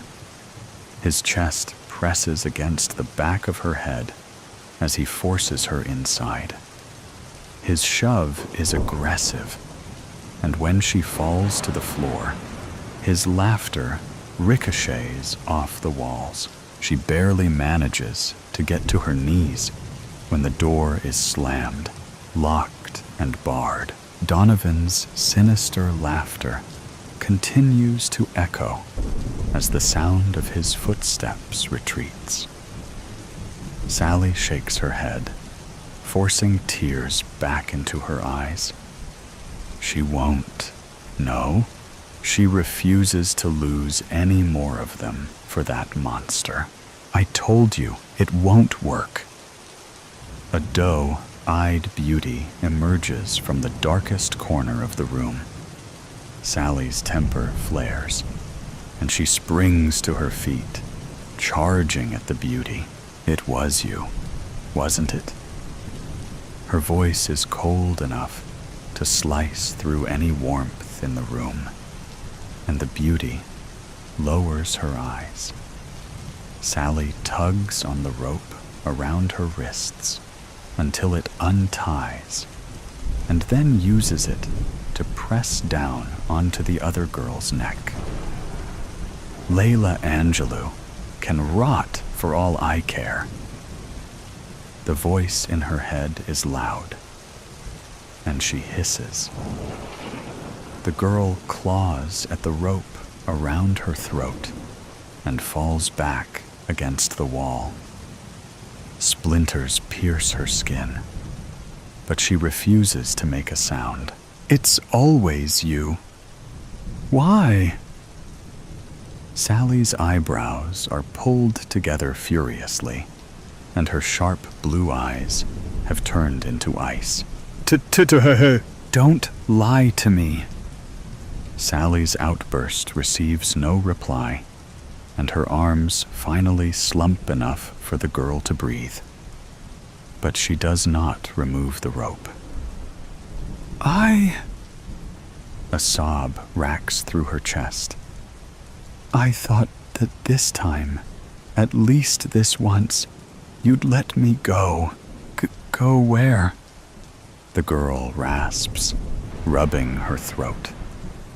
Her luscious black hair cascades down her back and shoulders, perfectly framing her figure. Her green eyes hold a certain complicated depth, and her plump pink lips are pulled into a miserable pout. Sally pulls away completely. Somewhere, nowhere, anywhere but here. She turns her back on the girl and throws the rope aside, massaging her bruised wrists. We can make this work, Sally. I promise. If you just try, you'll see. Please, why can't you just stay with me? Sally ignores her. This is a conversation they've had before. A fruitless one. Once she's soothed the sting on her wrists, she turns around to face the girl again. Her eyes trail down to her throat, and her stomach churns at the fresh burn marks. She knew her throat was already sensitive. She can admit when she was out of line. I'm sorry, Layla. Her head nods in the direction of the girl's neck, but the girl waves it away quickly. Not a problem at all. Happens to us all. They remain in silence for a good 5 minutes before Layla walks towards the bed and starts to fix the bedding. She hums a soft tune as she works, sounding rather cheerful. Sally hates it. How can she be so content? In a situation such as this, I kept some dinner for you. Layla pulls a corroded metal bowl from below the bed and nudges it towards Sally, who reluctantly nears to accept it. The half-eaten apple in the bowl is bruised and looks less than appetizing, but she sends Layla a grateful smile and devours it. "I'll try again someday. You know that, right?" Something scratches at the window, scaring the two. Layla nearly trips over her own feet as she rushes to hide behind Sally's figure. Not that Sally has any height advantage over her. Sally pats Layla's hand on her shoulder, comfortingly, before removing it and placing the bowl on the ground. She clamps the apple core in her hand and crouches closer to the window. Something about this feels too familiar, and Sally falters in her steps. Something about the entire night feels way too familiar. Yes, she's been in this predicament for quite some time, but the déjà vu she's experienced tonight has been one too many for her to just ignore it. The boards used to cover the window start to blur, pixelate. Sally glances over her shoulder at Layla to confirm if she's just imagining things. But the sheer confusion on Layla's face says it all. Everything is real. Sally stops in front of the window and gasps when she sees the image within the pixelated particles. A scene, much like the one she's just experienced with Donovan, is mirrored in front of her. A mirage? That's not possible. She reaches forward, holding her breath as her fingertips breach the surface of the image before her. Sally turns around to face Layla, but her breathing stops completely when Layla's figure has disappeared. Her eyes scan the room frantically, but all evidence of Layla having been there has disappeared. "Layla!" She tries to call, but her voice gets stuck in her throat. Sally turns towards the mirage again and falls backwards when her eyes connect with those of Layla. Only this time, Layla's eyes are a forest green, with a small red fire burning inside her pupils. Pain creeps through her body as her back makes contact with the floor. Layla opens her mouth, and what comes out is a cruel cackle. Inside the mirage, Sally can see another version of herself being shoved into the room and then having a fight with Layla. But the difference is that there are two versions of Layla. The one is pressed against the wall by the other Sally, and the other one is standing to the side and laughing hysterically, like she is watching a form of comedy. "Oh, Sally dear." The cackling Layla turns to face Sally through the mirage, and the pixelated particles of the window starts to shimmer. Sally crawls backwards when Layla's hand pierces the surface, and pale, bony fingers clamp around the frame of the window. "I remember this." Her voice is muffled by uncertainty, but she manages to push herself up from the floor. "I remember all of this." She says this to herself as confirmation. Her eyes dart around the room, and then back at where Layla is still dragging herself through the pixels. She never understood her unsanctioned hate towards Layla. But suddenly, it all makes sense. Every memory stabs at her mind, and for once, she understands what is happening. She's always hated Layla because she knew exactly what she was. That's why Layla does this. Sally runs towards the bed and collects the rope from the ground in the process. "I will escape!" She ties the rope around one of the springs at the bottom of the bed and bites into her hand, hard enough to draw blood. Tears spill from her eyes as she smears her blood all over the rope and then uses her index finger to write 3 simple words on the bottom of the mattress. "You must escape." She stares at the words, her stomach churning from another feeling of déjà vu. "I've done this before?" She grits her teeth painfully before reaching up to add something else.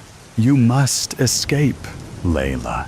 Sally crawls out from under the bed and eyes Layla's half-emerged figure fearfully. Without a second longer to lose, she runs to the door and starts banging frantically.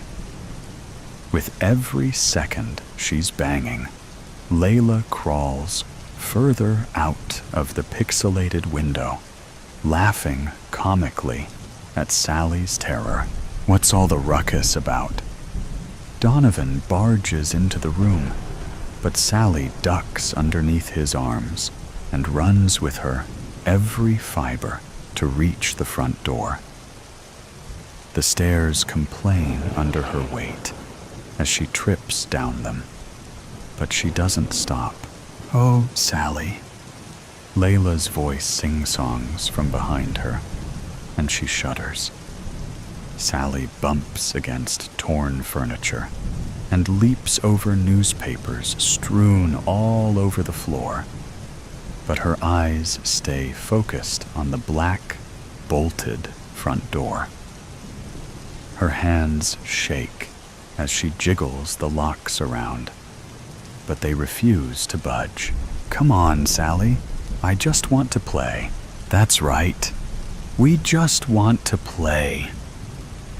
Donovan's voice has turned more laryngeal, and Sally's skin crawls. "Please, no." She ruffles the old newspapers on the table beside the door, searching for the keys. But her movement stills when she notices an odd peculiarity in all of the newspapers. Although they are of different dates and already discolored, they have one thing in common: a picture of her. Although they have been edited and computer-generated to show her at different ages, they are all her. Her head spins, and bile pushes up her throat.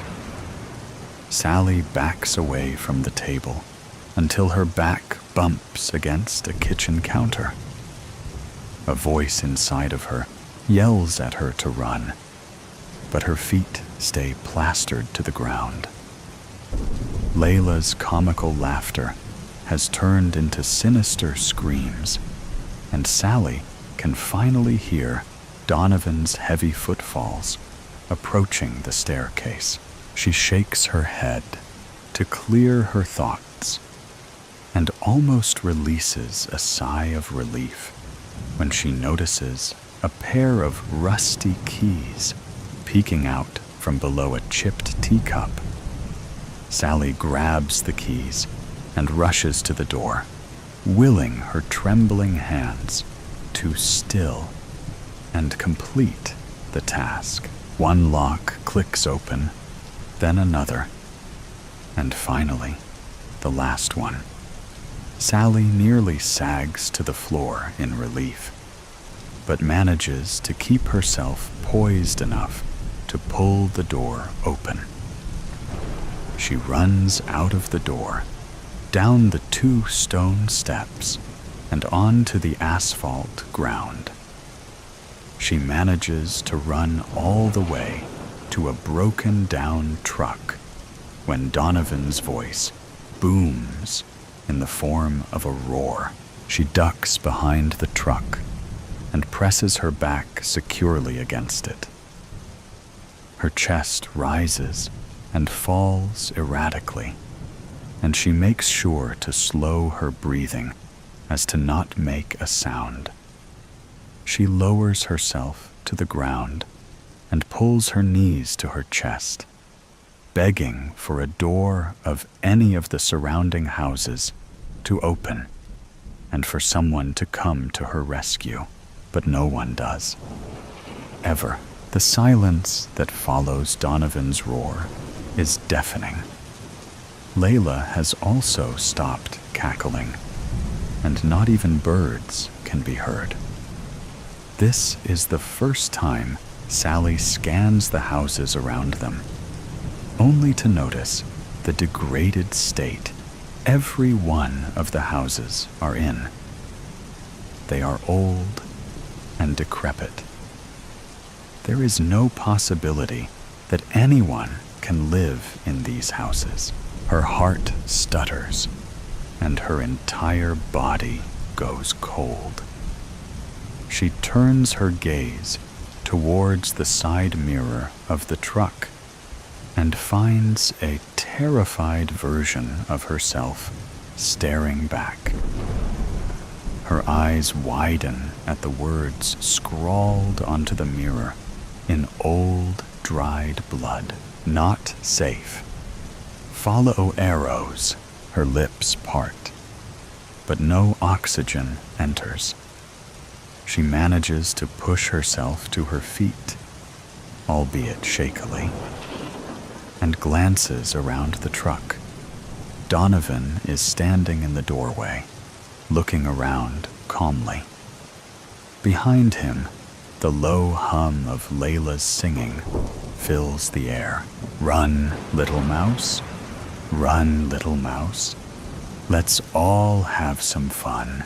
Goosebumps spread across the entirety of Sally's body, and she hisses before pushing against the surface of the truck and taking off in the direction of the first arrow that's drawn beside the writing on the mirror.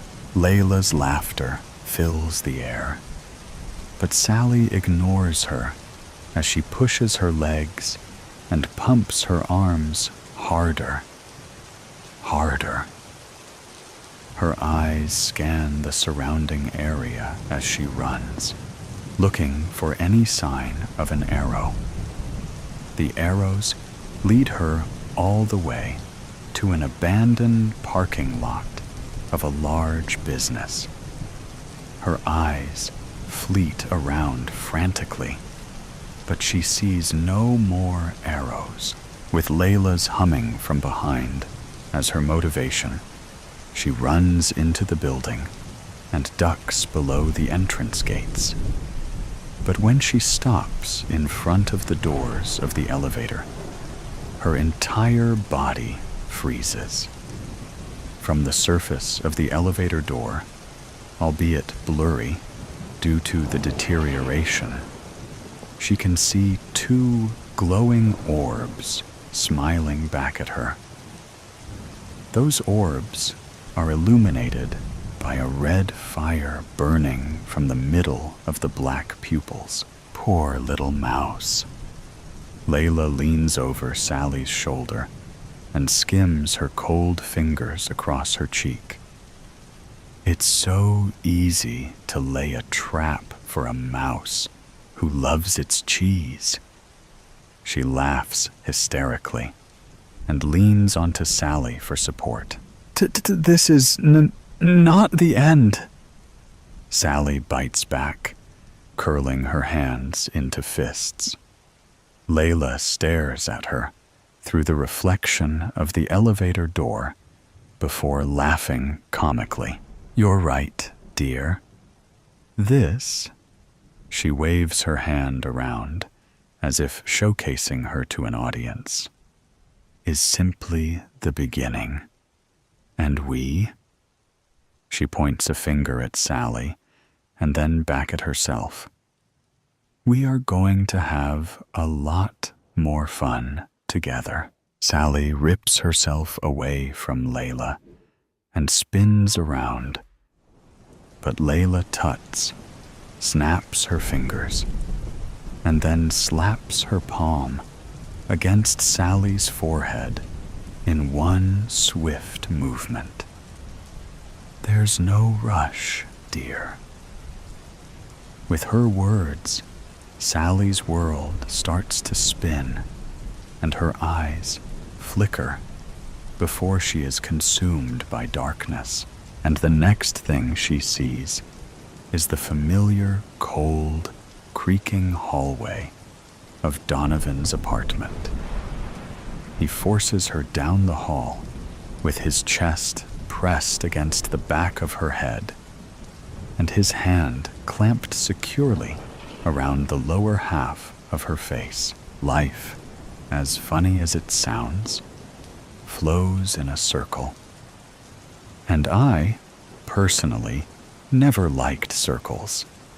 I'm more of an octagon kind of person.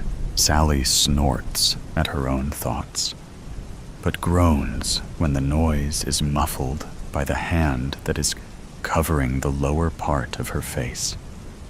It smells of sewerage, grimy, disgusting, and somewhat musty. Familiar, heart-wrenching, stomach-churning, brain-rotting, but familiar. But for the first time, it seems just a little too familiar in the pastor's care. This story contains descriptions of violence. Franklin, Wyatt, had a voice that made people lean in, a voice you'd trust to guide you through a storm. In the sleepy town of Crosshaven, sometime in the mid-1980s, Franklin was more than a pastor.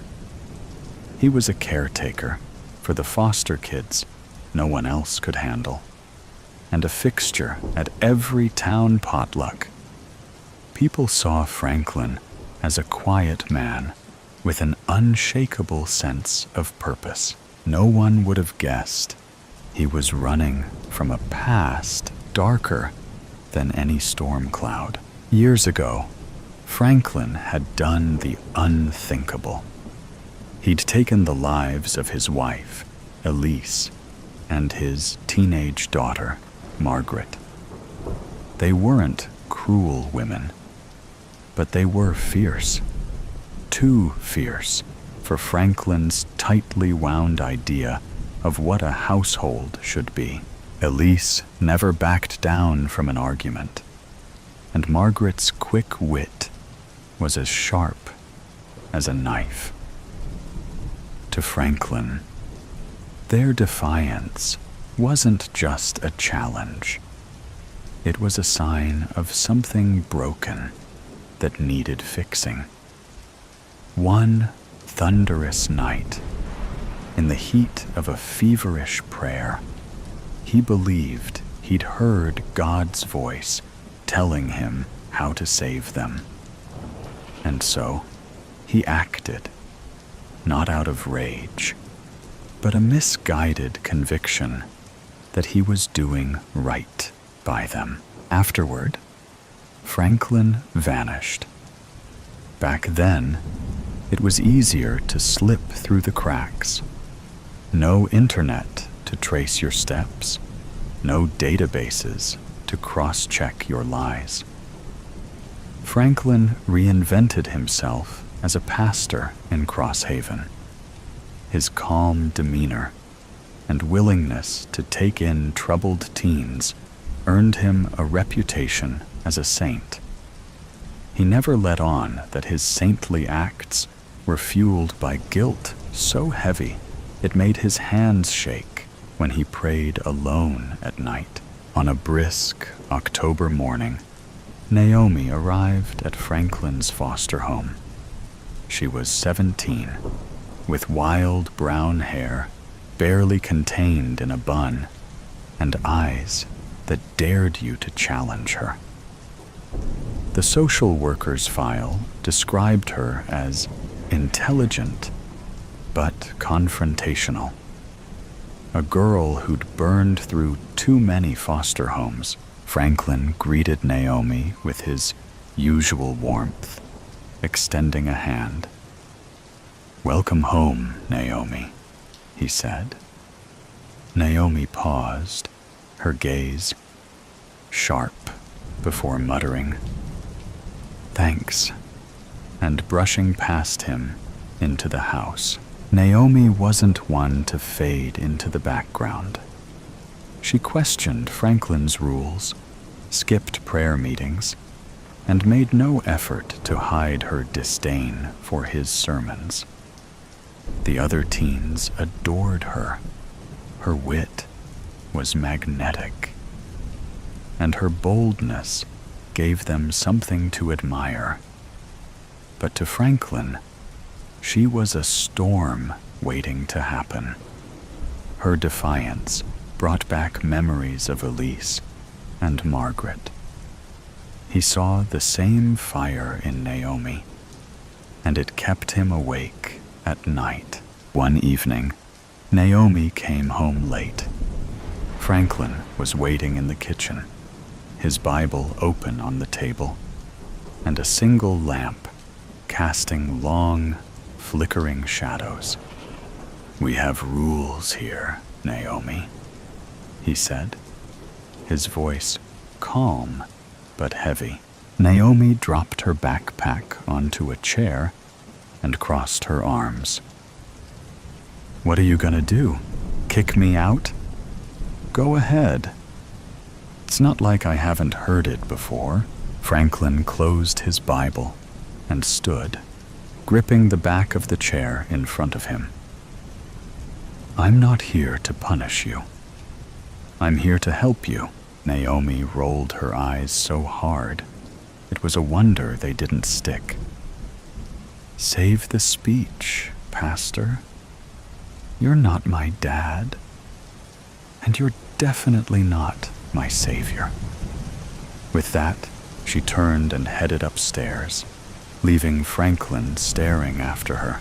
That night, Franklin retreated to the basement, where he kept his tools and spent hours in prayer.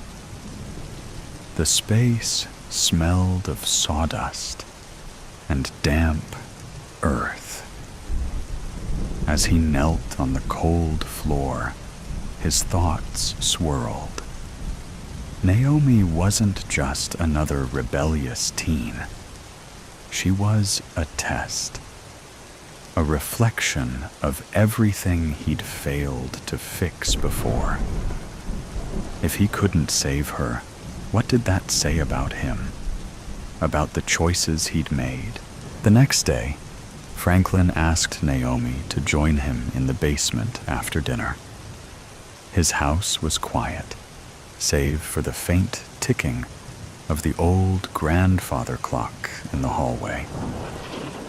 "I'd like to pray with you," he said, his tone steady but insistent.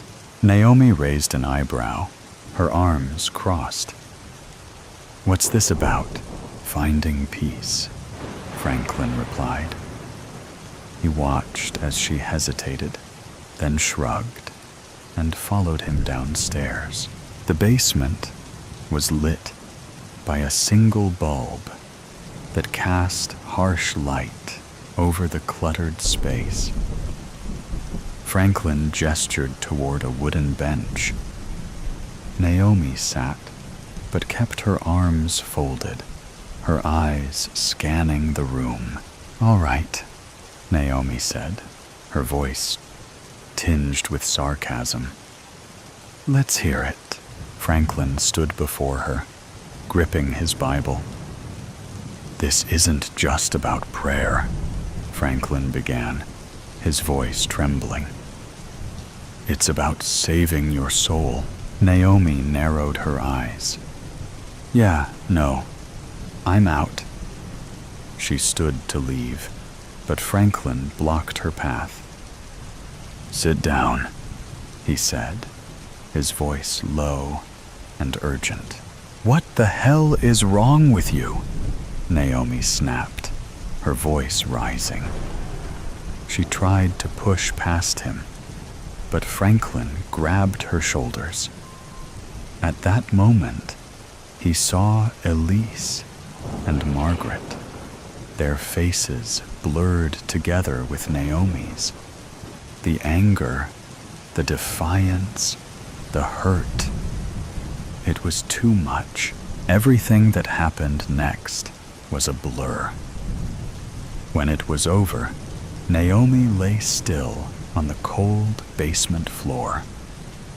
Franklin's hands were shaking, his breath coming in short, ragged gasps. He knelt beside her, tears streaming down his face. I'm sorry, he whispered. I'm so sorry. The next day, Franklin buried Naomi in the woods, spinning a tale about her running away. The other teens believed him. Why wouldn't they? He was their rock, their guide. Residents of Crosshaven rallied around him, offering condolences and praising his patience. It was almost enough to make him believe his own lies. That evening, Franklin sat alone in the darkened living room, the weight of his sins pressing down on him. For a moment, he thought about turning himself in. But before Franklin could act, the phone rang. Pastor Wyatt? The voice on the other end said. We've got a new placement for you.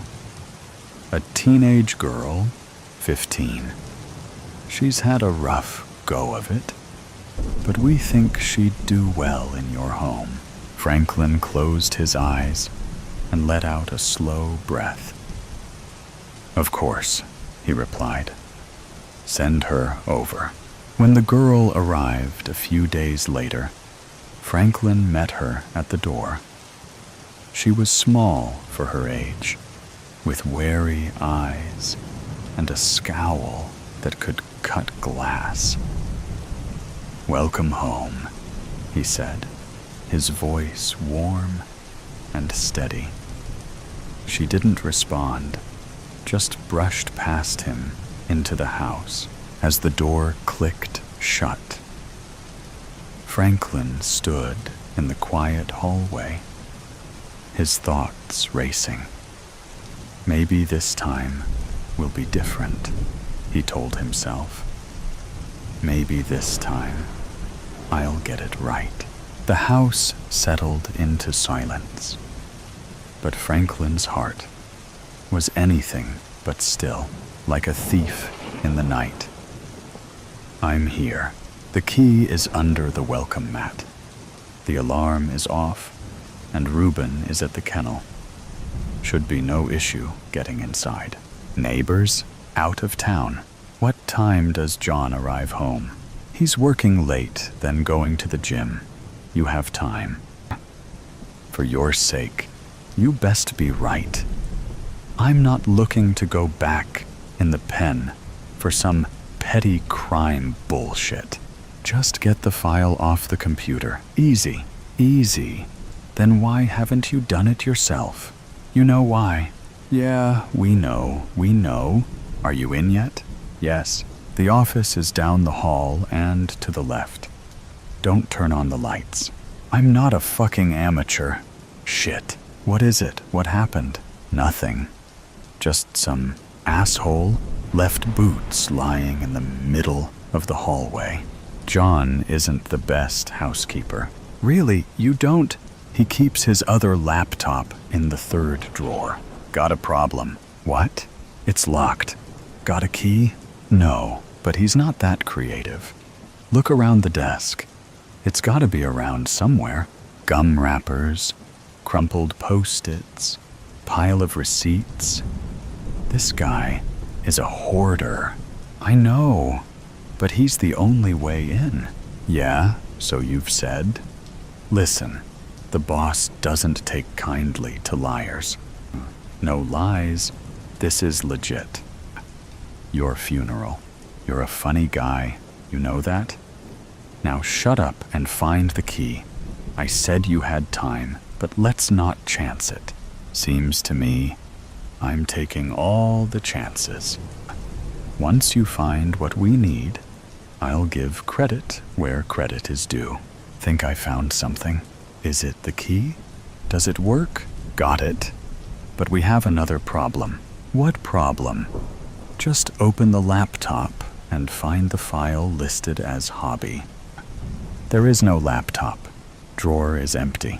Shit. He must have it. Why on earth would he take that shit to work with him? Think he's onto you? Nah, I'm the least of his worries. Better think of another way. Boss isn't a patient guy. I know. Just give me a minute to think. Shit. This was the best way. We don't have a minute. We got company. No. Can't be John. He's still at work. Sure about that? Positive?